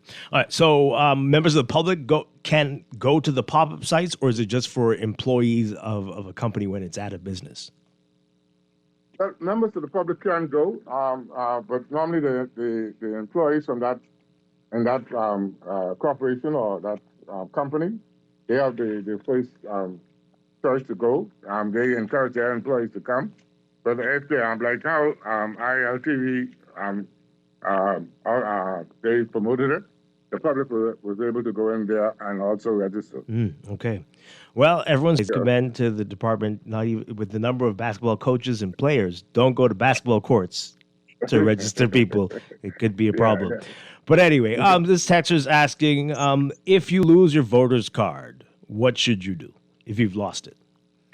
If you lost your voter's card, before we'd ask you to get a police report, but we have relaxed that policy.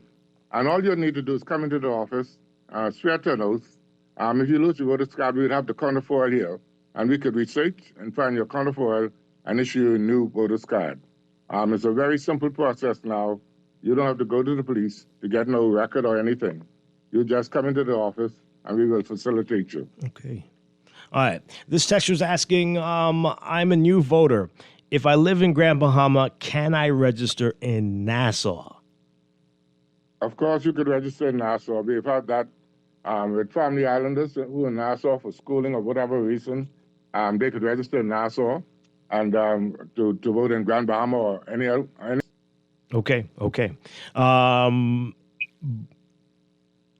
And again, if you the rules with where you can vote and how long you've been living in an area, remind folks about that.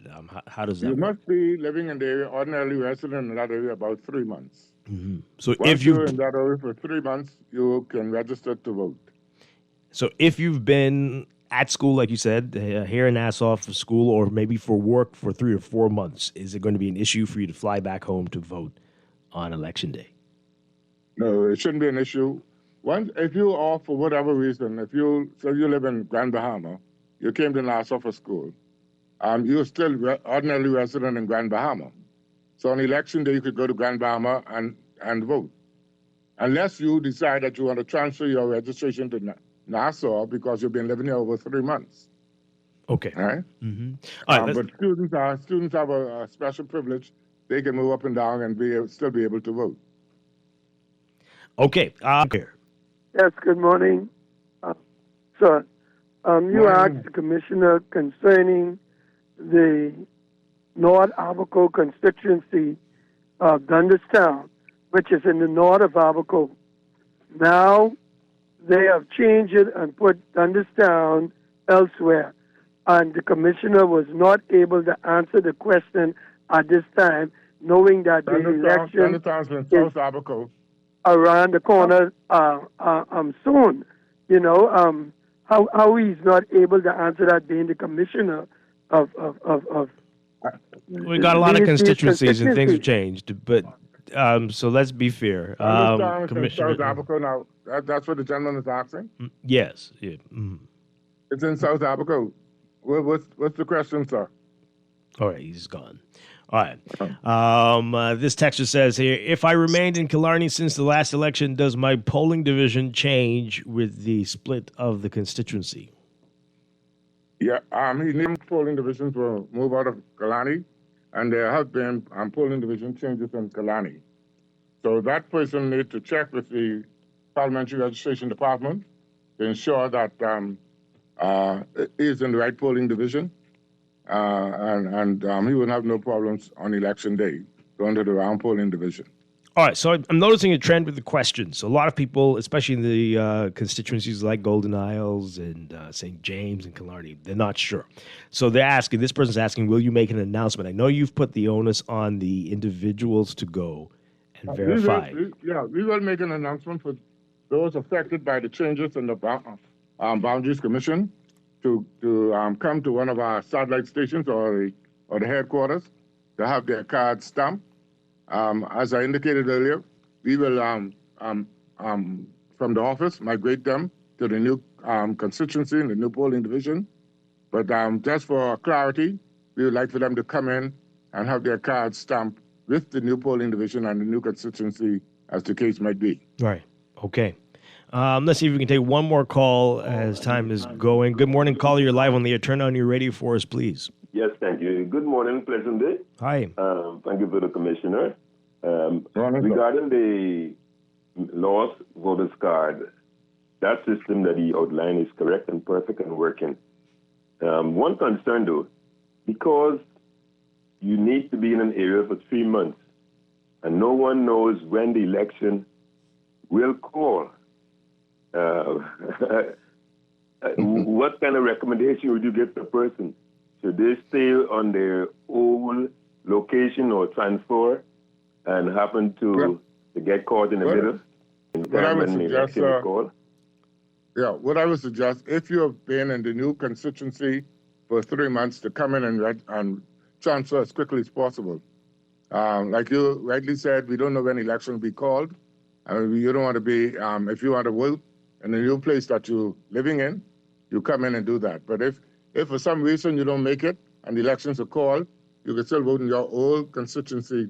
You have up to a year in that constituency if you move out to go back and vote. Praise the Lord. Amen. Thank you, sir. Okay. All right. Great. And that wouldn't go on the colored ballot that you were talking about before. No, that's the white ballot. Okay. That's a good ballot. Okay. Okay. If you went to verify the text and the returning officer identified your new polling division, do you still need to go when you issue the card to have the card, when you issue the call to have the card stamped? If you were verified in terms of your card, I think they're talking about, once you come to get that, you don't need to have no card stamped. The biometric card will be different, but if you have the purple card, and you need to get that stamped with the new polling division and the new constituency. Okay, this texter, you know the answer to this. Well, what are you even saying? They're saying, can I vote on a copy of my voter's card? I lost my card. Oh, my goodness gracious. If you lost your voter's card, you could vote with you could come in with a government issue ID. We have all the information. Once you're registered, properly registered, we would have your counterfoil there. And so if you lost your voter's card on election day, don't let that stop you from coming to vote. Please come. On election day? On election day. Oh, really? If you can't find your voter's card on election day, you still come to vote with a government issue ID. We'd like for you to bring your voter's card if you can find it. But things happen. And if for some reason you can't locate it, it's an issue ID. Okay. All right. So again, this is people asking you. You say you're going to let people know. Will we see a map? I don't recall seeing a map publicly yet about where the boundaries are. Has that been done? Will that be done? So everyone can know exactly what's what. We have the maps of where the new boundaries are, and people have been purchasing the maps for a small fee. But we have the maps for the new boundaries. And I will consider how we would ensure that the public understand the map. Okay. I'm looking at something how we can deal with the public being informed about the map. I'm sure the National Guardian would love to have you publish the map in there. Yeah. How much is it to purchase the map for the public? Well, it depends. It's a constituency map. It's about $2, and for the big map for the whole New Providence, it's about $65. So it's a small fee for knowing about your country. Yeah. Okay. All right. So we're running out of time. I got to ask you about this. I know the last time we spoke, you said by the end of February the new biometric cards would be ready. We cannot believe it's already the 20th, and we have only a week to go in the month. How is that looking? Only a week to go, and we expect our vendors to be here next week, and the cards. You'll hear about that next week, sir. Stay tuned. Okay. Very exciting. And again, for those who are very paranoid about this card, right? No, it's not a requirement for the next election. Although we encourage persons to try to get the biometric card, it's safer, it's more secure and everything. But for the next election, it's not a requirement. Unless you are a new registrant, then you have to submit to your biometrics. Okay. All right, wonderful. So if you are new and your passport, I don't know if that's possible. I don't think in terms of the age that's possible. But anyway, you have a passport, but it isn't the new passport with your biometrics, and this is your first time voting, and that passport's expired. Where does that put you? Since you were required to have a biometric card. No, if you have an ER passport, then you would have to do your biometrics at the office. And as soon as we are ready, we're not quite ready to do that at the office yet. Hopefully when our vendors come next week, we'll be able to say more to the public. But if you don't have a AA passport, then you have to consent for your biometrics and do it at the office when the equipments are here to do it. And generally, how old? Do we know yet how long that would take? No, I don't, and I don't want to give a time. I know our vendors are due here next week. I'm hoping that by next week I'll be able to say to the public when they can come in to do their biometrics in the office here. Okay. So still quite a bit of work to do. Hopefully the man who knows the time and the date will cooperate.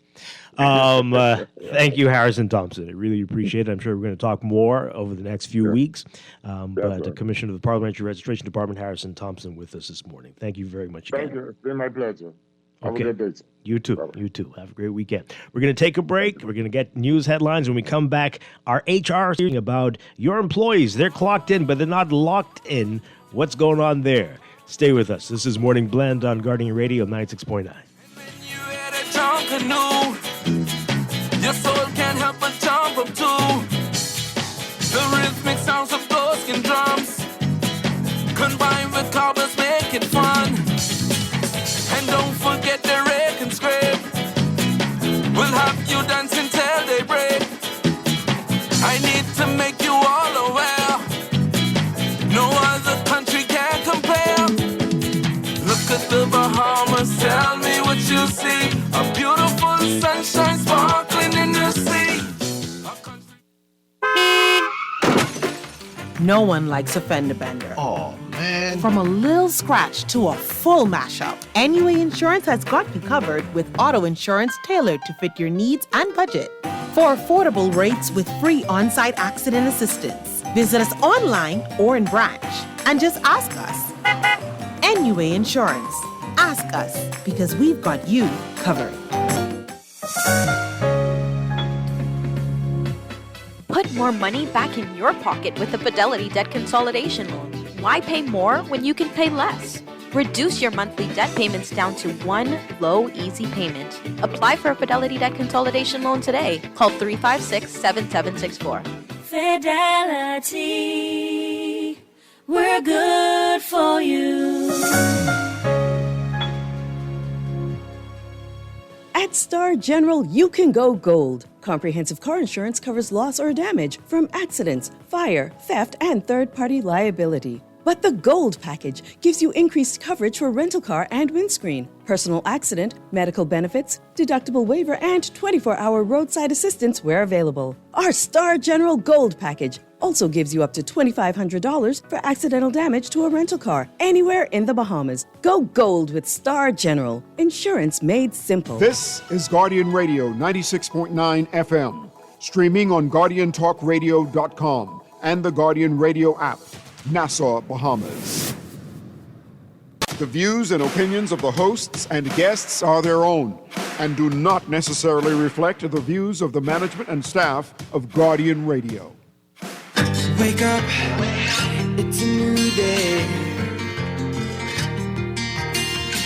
Wake up, it's a new day.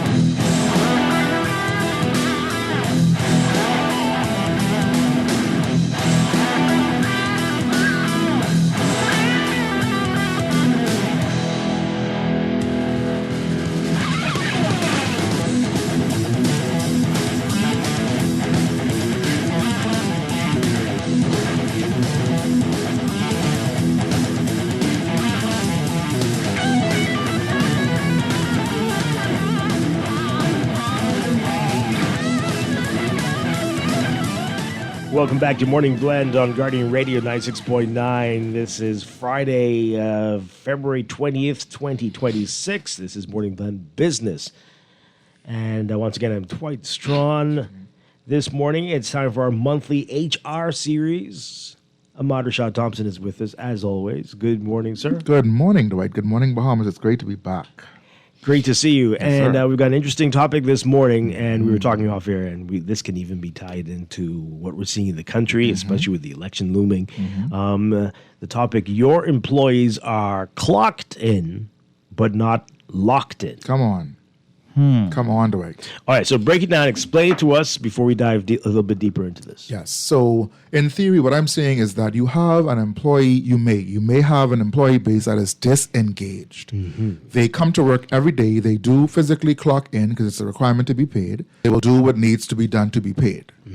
But when it comes to anything more, I'm not talking about the typical above and beyond. I'm talking about actual investment into the advancement of the organization, having their voice heard, or at the very least, making their voice be spoken, using their voice, being interested in things like employee engagement surveys, being interested in things like, does this matter to us today, giving your insight, giving your thoughts.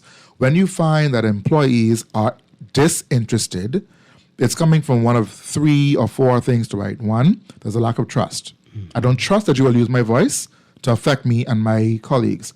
2, I don't see enough movement happening after I've given you my voice. So I've given you my thoughts, I've given you my feelings, my sentiment, but you do nothing with it. Nothing changes. Everything, every year is the same old, same old. So it's low trust, it's low belief, my voice doesn't matter, my ideas don't matter. It's low connection, no relationship, no relatability. You only come to me when you need me to make your numbers look good. Right? And then there's low clarity. Why are we doing this? What is the point of this? When a leader cannot cast a vision or has not cast a vision for where they want to go, I cannot aptly follow you. And nobody, no matter how loyal they are, no matter how tenured they are, wants to follow a leader who doesn't know where he or she is going. And when you find that people are disengaged, they've tapped out, they're clocked in but not locked in, that means there's no buy-in, that means there's no investment, that means there's no interest in seeing the thing move forward. Mr., Mom, make sure my money land on my account by the 20th or we have a problem. Wow. That's the mindset you see people operating in. And no forward-thinking organization in 2026 wants to have a bunch of people working for them that do not care what happens in the organization. All they care about is their money. Now, will that always be a reality in organizations? Yes. You will find individuals coming only to be paid. The other stuff does not move me. That's normal. Right. But to have more than 50, 60, 70% of your workforce feeling that way, especially when at one point, Dwight, they were not feeling that way. Right. And disengagement doesn't show up as some big announcement. It happens very silently, but very subtly over the course of time. And you will recognize that your once very vocal, very thoughtful, very engaged employee is all of a sudden doing the very bare minimum to not get fired. Yeah. And when you, as the leader, you start to cast blame on the employee. All these employees ain't loyal. They ain't interested. They ain't got no drive. Mom, I'm in the bus with somebody who I don't want to drive with. So perhaps I can save my drive for my drive home to get from around y'all. Wow. Okay. Yes. So we are talking about companies, businesses, but off air, we mentioned it, and that this could apply to countries Absolutely. as well. Absolutely. And to this country. This country specifically. I want to take a moment to just reflect on what happened in Barbados a couple of weeks ago. Prime Minister Mia Mottley and her team won by an absolute landslide. They crushed the opponent. Yeah. Lovely. Won every seat. Won every seat, which is also a troublesome situation to be in. And not the first time for them. Not the first time. To be in a country where there is no opposition formally, not just outcry, but just no one to oppose in the parliament, that is very, very not good. I'm not a politician, I'm not a historian, but I believe there should be some level of contention, some level of objection from time to time to make sure that I'm not just doing what I want to do, but doing what I should be doing. First thing. Second thing is, if you have won all the seats, which they did, wonderful victory, but I believe it's been reported that about 30% of their population that's eligible to vote turned out. Dwight, that means that there are 10 employees, that there are 10 voters, only 3 thought it best to come out. What happened to the other 7? And yes, you may argue, okay, 2 of them was out sick that day, they couldn't come, they're in the hospital, okay, fine. 2 of them had one trip and they couldn't postpone the trip, okay, fine. But the fact remains, Dwight, that if there are 10 people, and I'm obviously decreasing the number, for example, for math purposes, but if there are 10 people who are eligible to vote, and only 3 made the active choice to say, you know what, I want to exercise my right to vote in this nation. That is a very telltale sign of what's going on in your nation. Yeah. There is blatant disengagement. And if we are going to be the jewel of the Caribbean, and for a number of reasons, I would implore Mr. Davis and Mr. Pintard to lead, L-E-A-D, not stand on the sidelines and hope people come out. Yeah. Lead the charge to get your constituents, your employees, and re-engaged. This tribalistic approach to politics needs to end today. It needs to go today. You need to convince me. You need to remind me, 1, is a civic duty, but 2, when I exercise my right to do that civic duty, it's going to mean something. Yeah. And people only don't exercise their right when they realize it ain't gonna mean nothing to them or to you. We're talking with Ahmad Rashad Thompson. Your employees are clocked in, not locked in, and we can see that with employee apathy, voter apathy, Absolutely. and getting to the root of this. Okay, so you mentioned some of the reasons. Lack of trust, and this is often when promises have been made and broken, or it's been years, and Yes, other things that yes. aren't important, it seems, are getting done, but yet you still haven't addressed this thing that you promised from 1999. Lack of trust can also come from you you just outright don't speak the truth. Wow. Leaders need to understand that there's power in vulnerability, honesty, and transparency. Employees today, like voters today, are not blind. They're not oblivious. They are paying attention, and everything is accessible now. When my parents were able to go to work for the first time, Dwight, the world was a different place. 20 years ago, 15 years ago, 10 years ago, you couldn't get as much access to information as you can today. Yeah. Today, if it's happening right now at 9:25, it's available to be seen somewhere. You cannot take for granted that people are now more educated, more willing to explore information, and also more trusting of false information. What's that about? The access available to people now doesn't always have to be true. We have to do a whole show on that. Why A whole people show. believe the lies so easily. Because think about negative news, Dwight. If Dwight donates $1 trillion to a convent in Italy somewhere to help the nuns educate the children, but that wouldn't be news, because who cares? But if Dwight go there now and get catch one bear in his hand, the big support of big news. Stop. Listen, man. Because it's sensationalized, people run with it. What's true? Look at the gospel. It's still having a hard time getting spread out there. People still believe in foolishness over the gospel of Christ. Ultimately, you have to make a decision when you are going to be the consumer of information. Please use your discretion. Please use your good common sense that God sent you to the earth to use, not just to have. But often, when in reality the leader has done some outrageous let's talk about that. things, Yeah. and so you are able to believe anything that's said. Yes. What do you do when you, as you say, you cannot trust the lead of the organization? If you find yourself, whether you are in a corporate Bahamas or some situation where you are dependent upon a leader to cast vision, to share vision, to be honest and transparent with you, and you recognize that this individual does not have honesty in them. There is no integrity. They do whatever needs to be done to get what they want done. That is not an integral leader. It's not somebody that's operating with integrity or in the spirit of honesty. You need to make a decision. Decide whether or not this is for you.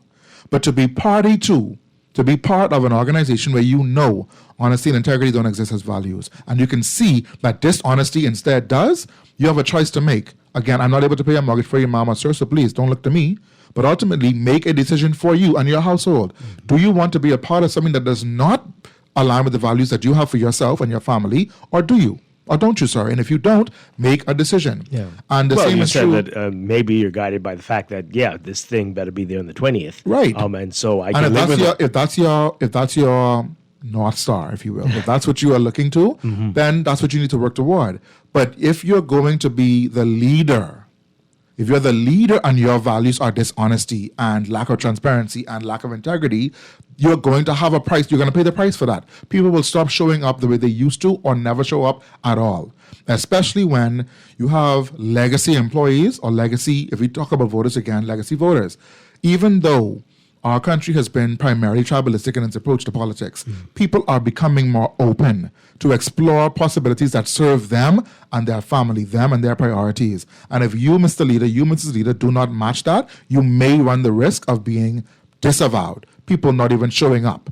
And that is where the real challenge comes in, because it's one thing to be present and have an opinion. I want the opinion. When the team members stop talking to y'all, that's when the problems exist. That's when the problem is too far gone. Think about it this way, Dwight. Okay, your wife normally stalks you week on the drive home. And this morning she was acting a little funny, right? You didn't realize what you do because you figure she's having a bad morning. On the drive home from this evening, you realize, but she ain't say a word. Her back to me, she looking out the window the whole drive home. I tried touch her leg and she just ain't even flinch. Lord of mercy. I asked her if everything cool. She said, yeah. And you know that is like, but if you say something to me in this car today, she will jump off the bridge.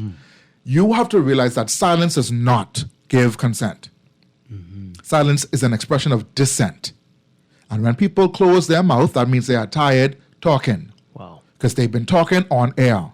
And you as a leader need to understand when your employees that once were vocal seemingly start to all of a sudden to you because you haven't paying enough attention, stop talking, it is probably too late. Now, is it ever too late? No, there's still work that you can do. But if you've been the leader that was devastated and all of a sudden, after you realize what's going down, you want to come up and be, brother, you have a hard time. Wow. You have a hard time. Yeah. All right. So again, lack of trust. You say the apathy can happen when nothing happens. So you've got a good guy, good lady who leads the company, lots of promises, but you don't do no nothing now. deliveries. You don't do nothing. Every time you come in front of me, is we saw and do it, we used to do it, we never do it before. What you can do for me? What is happening? I've given you this data before. I've said on the show before, Dwight, and I continue to advocate for employee voices being heard. But I believe that that organizations that only rely on an employee engagement survey once a year are doing it wrong. If you only talk to your people once a year, what happens when the week before was a horrible week for me as an employee? They fill out that survey into that lens, right? What happens when I'm the employee that had a great week last week? I fill out that survey in through that lens. The data is skewed. It's skewed based on my performance or my feeling that week before, those weeks before. But when I can engage my employees on a regular basis, we have regular conversations. That could be departmental, that could be divisional, that could be at the leadership level. When I worked in two past organizations, I made it a point that our CEO or general manager or president, whichever the title they held, you would meet with regular employees at least once a month. Not the same ones, not the ones you favored. You would meet with employees to hear what their experience in your company is on a daily basis. Right. Because you at the level of CEO, general manager, or president, you're too far gone to understand what a truck driver is experiencing when his truck door don't close down properly, when he got to deliver 1,000 cases in the pouring rain, when he outside in the sweltering heat, and he can't get a drink of water because his cooler in the truck ain't cool. You don't know what that feels like. Right. But if you could hear him say, boss, I ain't gonna lie, bro. It's rough on this road. All I asking for is some ice in my truck. And he could get the ice, that guy would deliver trucks all day. But if he talked to you, he talked to his boss, he talked to the man in the back there, he talked to HR, and nobody give the guy the ice, what you want him to do? So when he open up on the y'all juice in your truck and drink it because the man parched, you can fire him for teething. But all you have to do is listen to the gentleman and say, man, boss, it's rough on this road, it's hot. Just give me a little bit of ice in my cooler, let me get two bottles of water and do my work. But what you need water for is pay you. Man, close your business down because you don't want to make no money. And you don't want any employees who are actively telling you what their challenges are. Because when I tell you what the challenge is and you do nothing with it, what is the point of me talking? When I tell you that my constituency is in shambles and you do nothing with that, you've been in power for 4 years or looking to be in power for 4 years, had $100,000 or whatever y'all is get it, and the parks still do, and the roads still do, and the churn still do. What do you want me to do for you? Wow. What I was cover my house for and vote for you for, and you don't do nothing with it. Yeah. That ain't making no sense. And back to your truck and driver analogy there, right? You're asking for ice in the truck, but and they say it's coming. Come on. But they put a bunch of ice on the plants outside. Come on. I on the road every year since you asked. What you doing? Then what if I stop to the gas station to get me one cup? Oh, I delay. I keep the people product too long in the road. Mister, you ever had a heat stroke?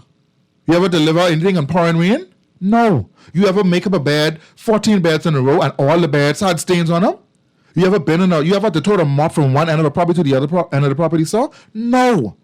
So why not, when I'm telling you what I need, even if I can't get it, say to me, boy, you know what, house lady or a room attendant or housekeeper, right now, today, this is not something we can do, but I can guarantee you by this time, or here's the steps you're going to take to get so and so done. Or I can't get you the bucket with the wheels, but I could put buckets in different stations across the property so that when you get to point A, you can have a bucket there. When you get to point B, a bucket is there.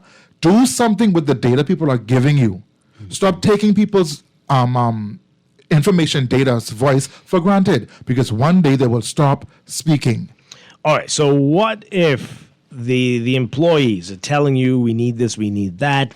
You want to do it, but the numbers just don't add up. You're not making enough. They're not putting out enough output, and you just can't do it. Yes. And you keep promising, but you just can't do it. What happens there? They're getting frustrated, and you're coming across as a bad guy, as someone who tells untruths, mistruths. Right?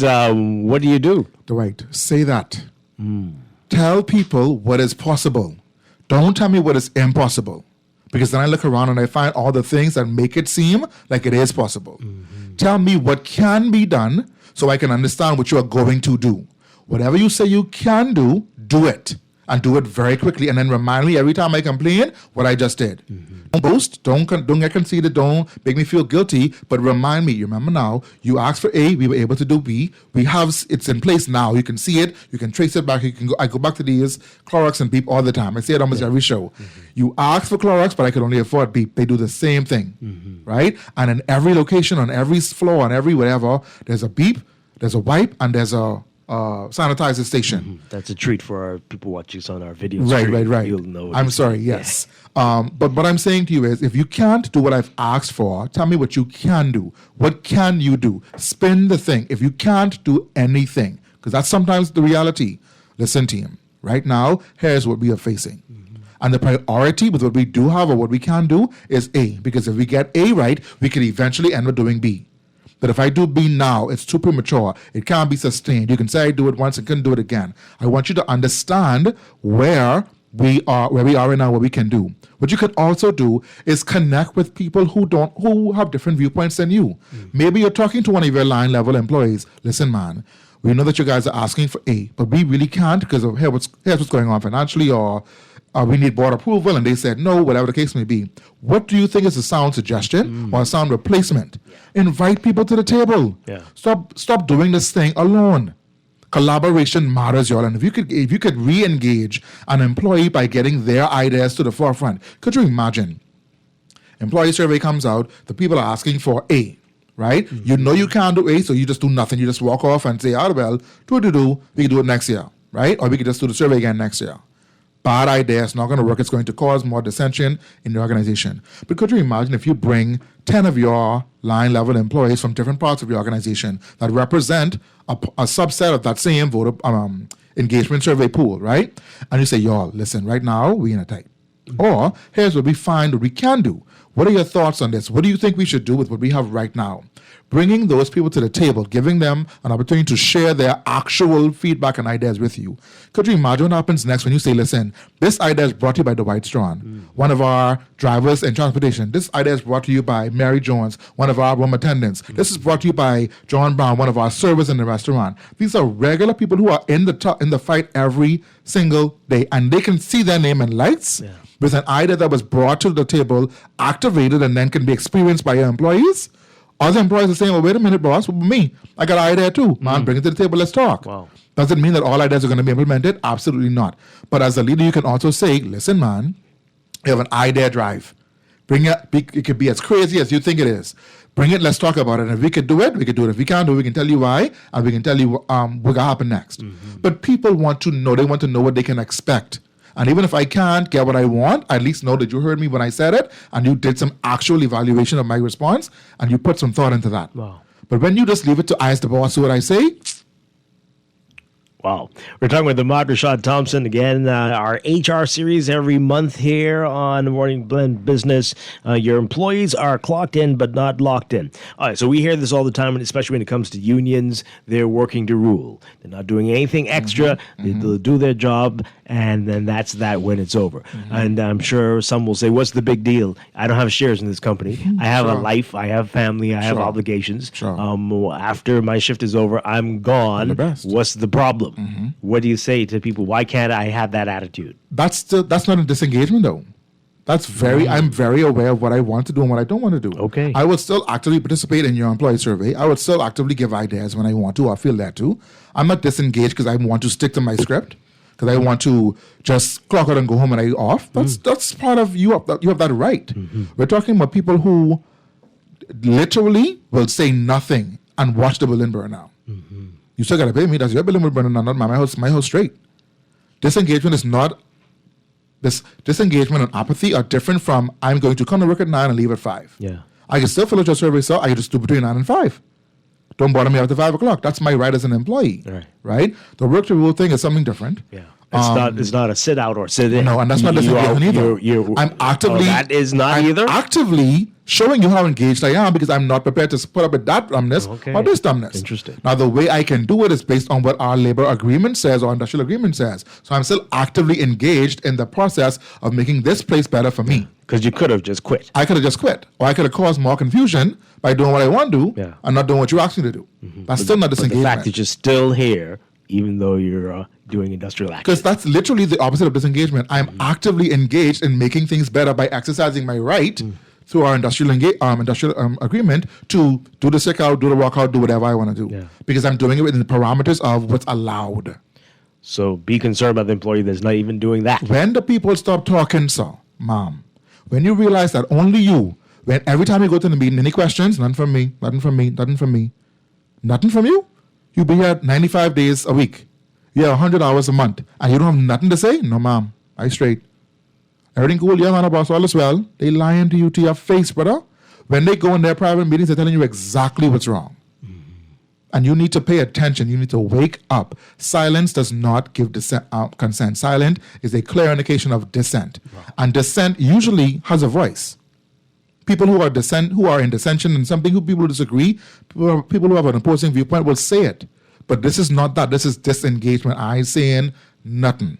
Wow. Do what y'all want to do. How y'all feel? Let's hear from you. If you have questions for Ahmad Rashad Thompson, give us a call. 323-6232, 325-4316, 325-4259. Call us toll free, 242-300-5720. You can text us as well, 422-4796. Tweet us or Facebook us too. Good morning, caller, on the air. Are you there? Dwight. Hi, good morning. Yeah, I must say this gentleman making a whole lot of sense. You can imagine if our politicians were thinking like that. You know, I have a couple of good ideas that I've already made recommendations to them they have implemented, but they wouldn't even mention your name. But this country could be so far advanced if they would just have, because they don't have the monopoly on all good ideas.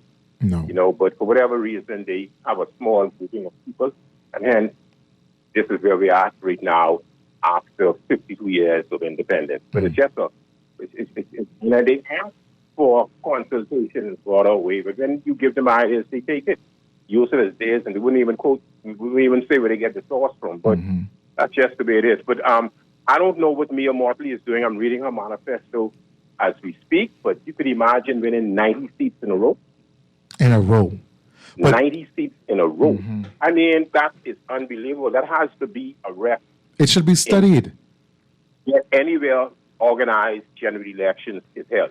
90 seats in a row is phenomenal. Indeed. It's unbelievable. I believe, though, that thank you so much, caller, for your compliment as Thanks well. Thanks a lot. I believe that I have not studied it. I have not given it enough of my attention to really understand what's happening there.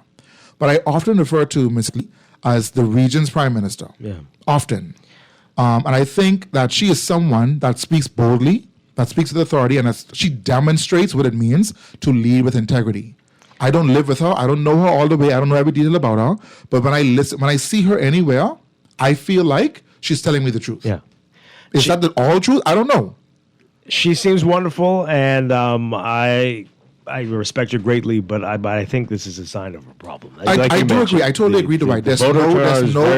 There's no way that unless the official opposition is the KKK in Barbados, or I don't understand how you could win all this. They cursing Jesus or something like that. I don't know what's going on down there. But I want you to look at and him in public as well. Also, leaders and organizations. Don't confuse what you can see for what is. What does that mean, Ahmad? Okay. Yes, your employees don't call and say, yes, he's going to work every day, yes, he's perform, or they do the very minimum to not be fired. That does not mean that they are engaged. You can have rallies and parks filled with thousands of people and still mean nothing to them, still do nothing for them. We need in this country, Mr. Davis and Mr. Pintard, please hear me.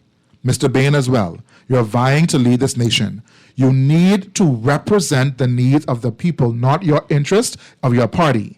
Your party, okay, if you look at it this way, Dwight, you have the executive team of any organization. They cast the vision and goals for the organization, right? Department heads have goals for their departments as well. All of those goals marry one another. They matriculate down and flow back up. Whatever, if we need to do 10 at the highest level, that means each department may get 2. And whatever you're doing in department A, B, or C should flow into what's going to happen at the top level. Your goal, Mr. Prime Minister, Mr. Pintard, Mr. Bain, should be to meet the needs of the people in this country, your constituents, your employees. If your goals don't match my vision, if your goals don't match my values, if your values don't align with mine, why should I give you my vote? Yeah. You think because my grandmother been POP all my life, I could just vote for you, or my daddy been F and my mother said I could vote for you? That's rubbish. You need to understand what's happening in the world today. You need to lead the charge, gentlemen. Gentlemen, hear me. Lead the charge of engaging voters, engaging constituents, not telling me what to do, because you're my daddy. So calm down. Okay? I need you to engage people, find out what drives them. Your manifesto, sirs, should meet the needs of the people and the advancement of this nation. You should be thinking 50 years from now. In 10 years, my niece and my nephew will be able to vote. She's 8 today. In 10 years, she'll be able to vote. What will her country in 50 years look like?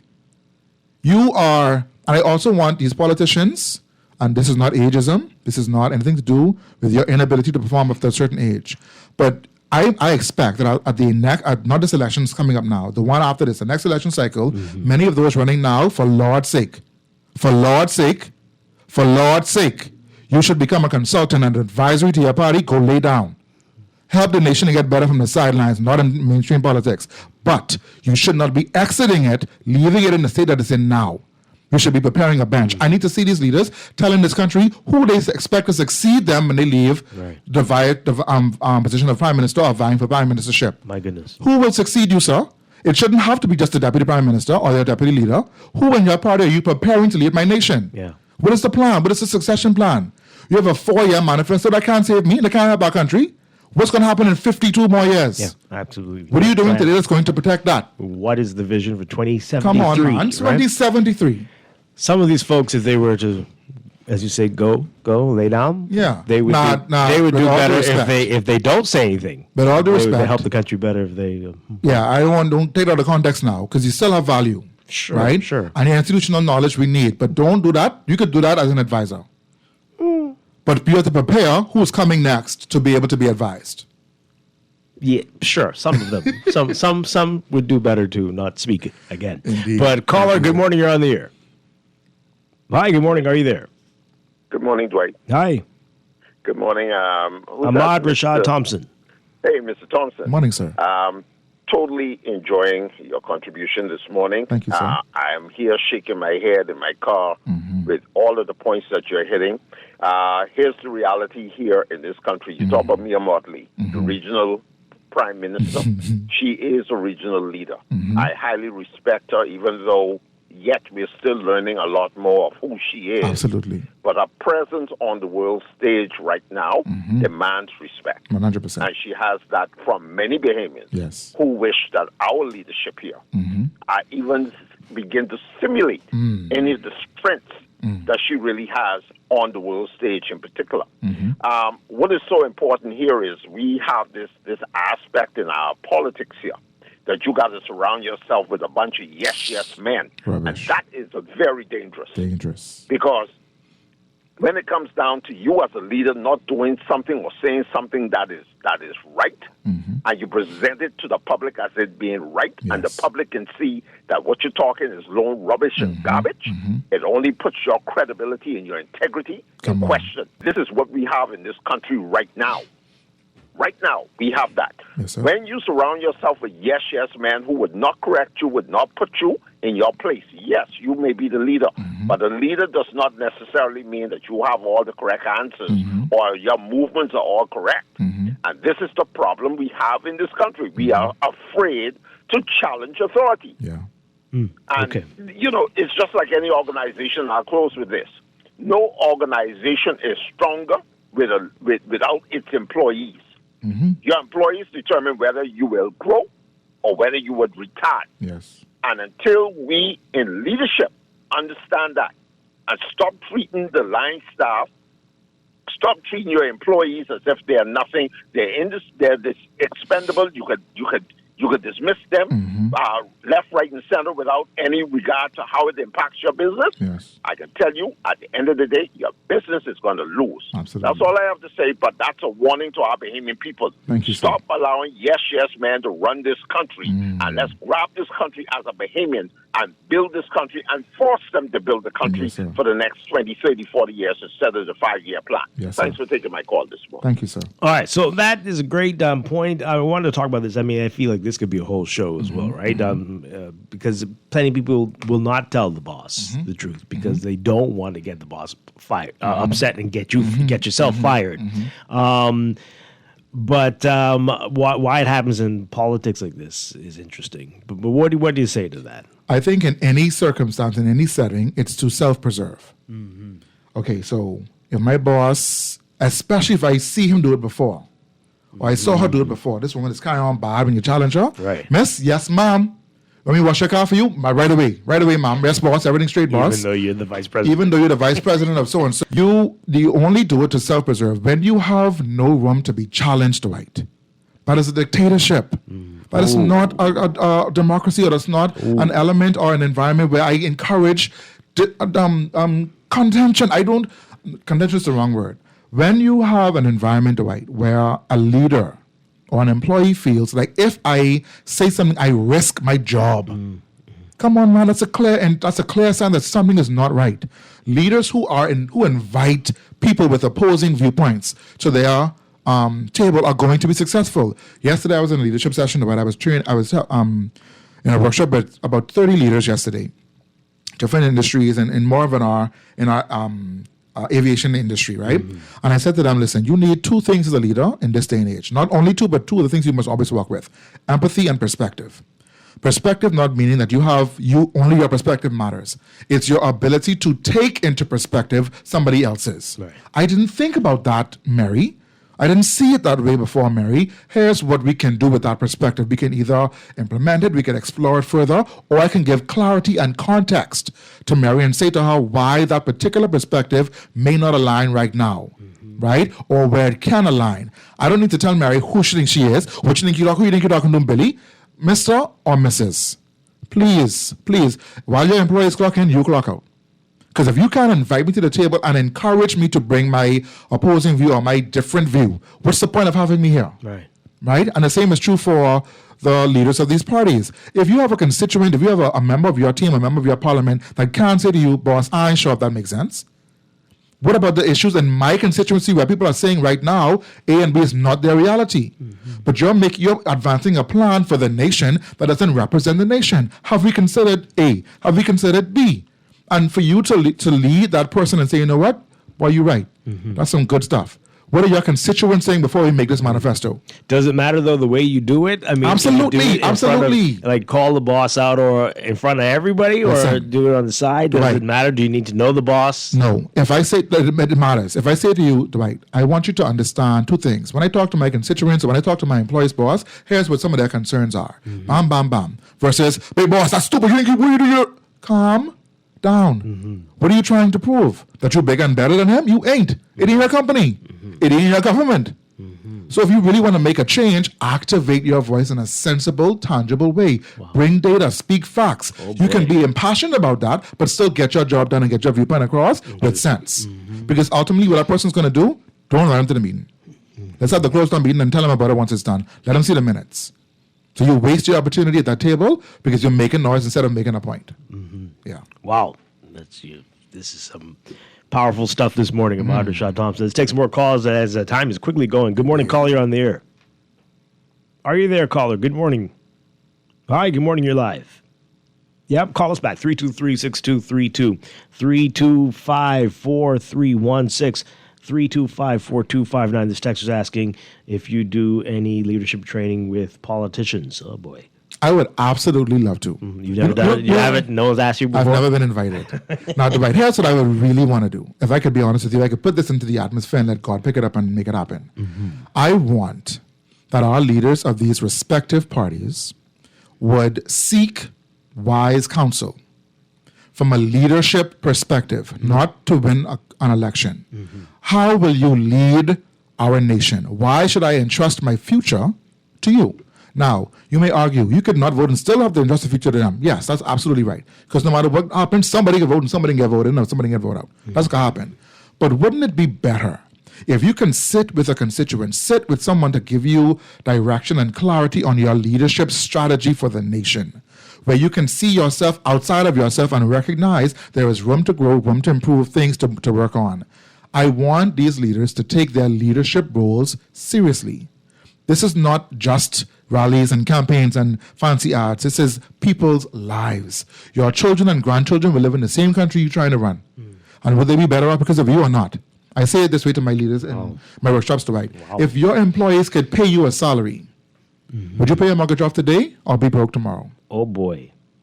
If your constituents, Mr. Pintard, Mr. Davis, Mr. Bain, could pay you your salary, would they or would they not? Not because of what you've done for them, but for what you've done for this nation. Would they actively take money in their own pocket to pay you? And if they can't, figure something out. Wow. Oh, man. Yeah. That's mind blowing on a Friday to think about that. Yeah. That's and that's what we have. That's the lens you must look at it through. Just drop the mic. Because ultimately, if you're not worth my money, and I'm not talking about giving you a tip. I'm talking about if I had to remunerate you, if your salary depended on my payment of it, because of the work you've done for me as a nation builder, as a leader, would you be paid?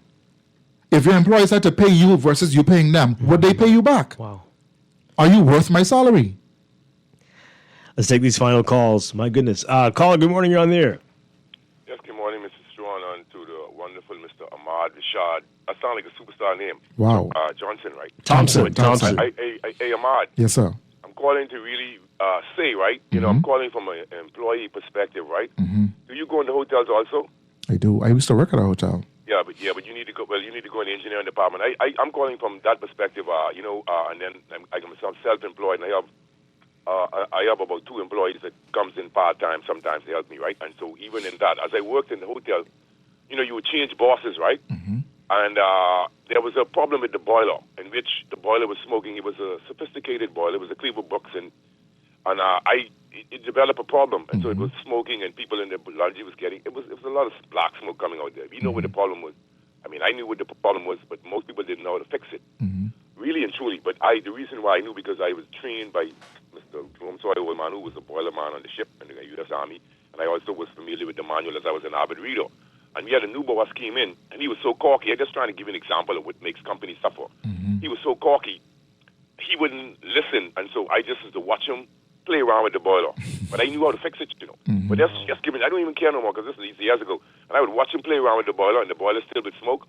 And I would make jokes to some of my other friends on the job, and I would, I don't know if they knew how to fix it, but I would just let it be. Now, for me, the company wasn't even paying me on the level that I should, because they were bringing in people and paying them more on the same thing just because of who they knew. And so I see this as a problem, and also it is a disadvantage with engineering in which you sacrifice yourself. You solve problems collectively, and sometimes you solve problems as an individual. But when they go before the big time people, they don't say this person solved it, or they'll say he solved it, or they solved it. You never get the credit, the thanks for it. And so that really, I don't really care to work for people. It doesn't turn me off from working for people now. And so even me now as an employer, the guy who worked with my mother for 30 years, if I want to make a change in a particular piece of furniture, or I do something, I ask for his opinion. And sometimes before I go and do something, I have to ask him, because he has more experience and he has a better way sometimes. Right. We agree which way is the better way before we go ahead with something. So people hear me already. I'm not a cocky person. I listen to people who have more experience than me, because you cannot afford to make mistakes with people expensive furniture. You understand what I'm saying? So I just want you to know that this is one of the reasons now why, and this turns employee bitter. You see what I'm saying, Ahmad? Yes, so what people may think what you're doing is a joke, but it's more helpful and beneficial to these companies. But they must realize that even if it be BPL or wherever, they don't give the employee the thanks. And so when you incorporate the employee into that makes them a better person. They have more enthusiasm into like solving problems, et cetera, et cetera. And then a bigger boss, we had a problem with the pump. And so we had a problem with the pump, and we was giving him suggestions. I know all about regulators and steam traps. I know all about pumps, but he couldn't solve the problem because he was only book smart, but he didn't have the experience. This is what makes companies suffer. Give thanks. Wow. Amen. My goodness. 52, that was powerful. It sounds like... That's a literal example of disengaged employees. Yeah. Literal. Because you have an ability, you have the will, you have the skill, but you've been told too many times, iron into you, let me do it because I was the big boss. And so, okay, boss, if you know it all, do it all. I can watch that boiler blow up on you. I can go to your friend and tell your wife, hey, you should have listened to me. Wow. And that's a really, really, that's probably too dark to say, right? My goodness. But honestly, I'm sure it's happened. It's happened. If you could just let the people with the experience, with the wisdom, with the knowledge, with the insight to do their job, empower people, leaders, please, don't enable them, empower them. Empower them to do better than they were doing last week. That only comes with you knowing what they can actually do. Yeah. Come on, man. Wow. Okay, Yes, we're out of time. But that was great, and again, it applies to so many things. So many things. So many things. This could be churches. This could be civic Yes, organizations. somebody This said could it be, sounds like the church. These Kiwanis and Rotary Club. Anything where you're there are doing. people. Whether as a human being, Yeah. you run the risk of having disengagement. Yeah. In Pour families, through. in families as well. I listened to the news report coming here with the sweetheart thing. The only reason Right, emotional. somebody is going to find a sweetheart is because they are disengaged in their union. Yeah. That's the only reason. Yeah. No matter what the reason they left, no matter what they went to, the fact is I was disengaged here. I wasn't seen here. I wasn't spoken to here. I wasn't heard here. And so I gone where I could be seen, spoken to, and heard. And that may not be ideal, but it's better than this. And so people, when they find themselves disengaged, they go to do foolishness. Yeah. Or they just retreat. In any circumstance, Dwight, you have to do a university, did a whole study on sweethearting, and you can tell me they didn't get the disengagement? That's exactly why they did it. Yeah. My goodness, think on that. Ponder all of that over the weekend, folks, and you'll figure out why we are where we are today. But we know what we need to do better. Yes. And for God's sake, let's do that. Engage your employees, ladies and gentlemen. Yeah. Build trust, establish relationship. Everything rises and falls on leadership. And that only comes from relationship. Jesus came to earth and built relationships and then left. That's it. Next time we're going to talk about what happens in a relationship where you tell me I did the thing, and then when I prove to you that you didn't do it, then you dump 3,000 of the things on me. Jesus. As Hallelujah. punishment, perhaps? I don't know. Yeah. But we got to talk about that. Indeed. Look forward to it. Ahmad Rashad Thompson, thank my you so brother. much. Thank you, Bahamas. Have a great day. See you next month. Oh, happy birthday, Lalo. Happy birthday, Lalo. I love you. God bless you. Okay, happy birthday, Lala. Yes. Don't forget 242 Day this Tuesday coming. We'll be talking about that a whole lot more leading up to that. Have a great weekend. I'll be back on Monday with more Morning Blend and Morning Blend Business here on Guardian Radio 96.9. Have a great weekend. Stay tuned for On the Clock with Aaron Green next.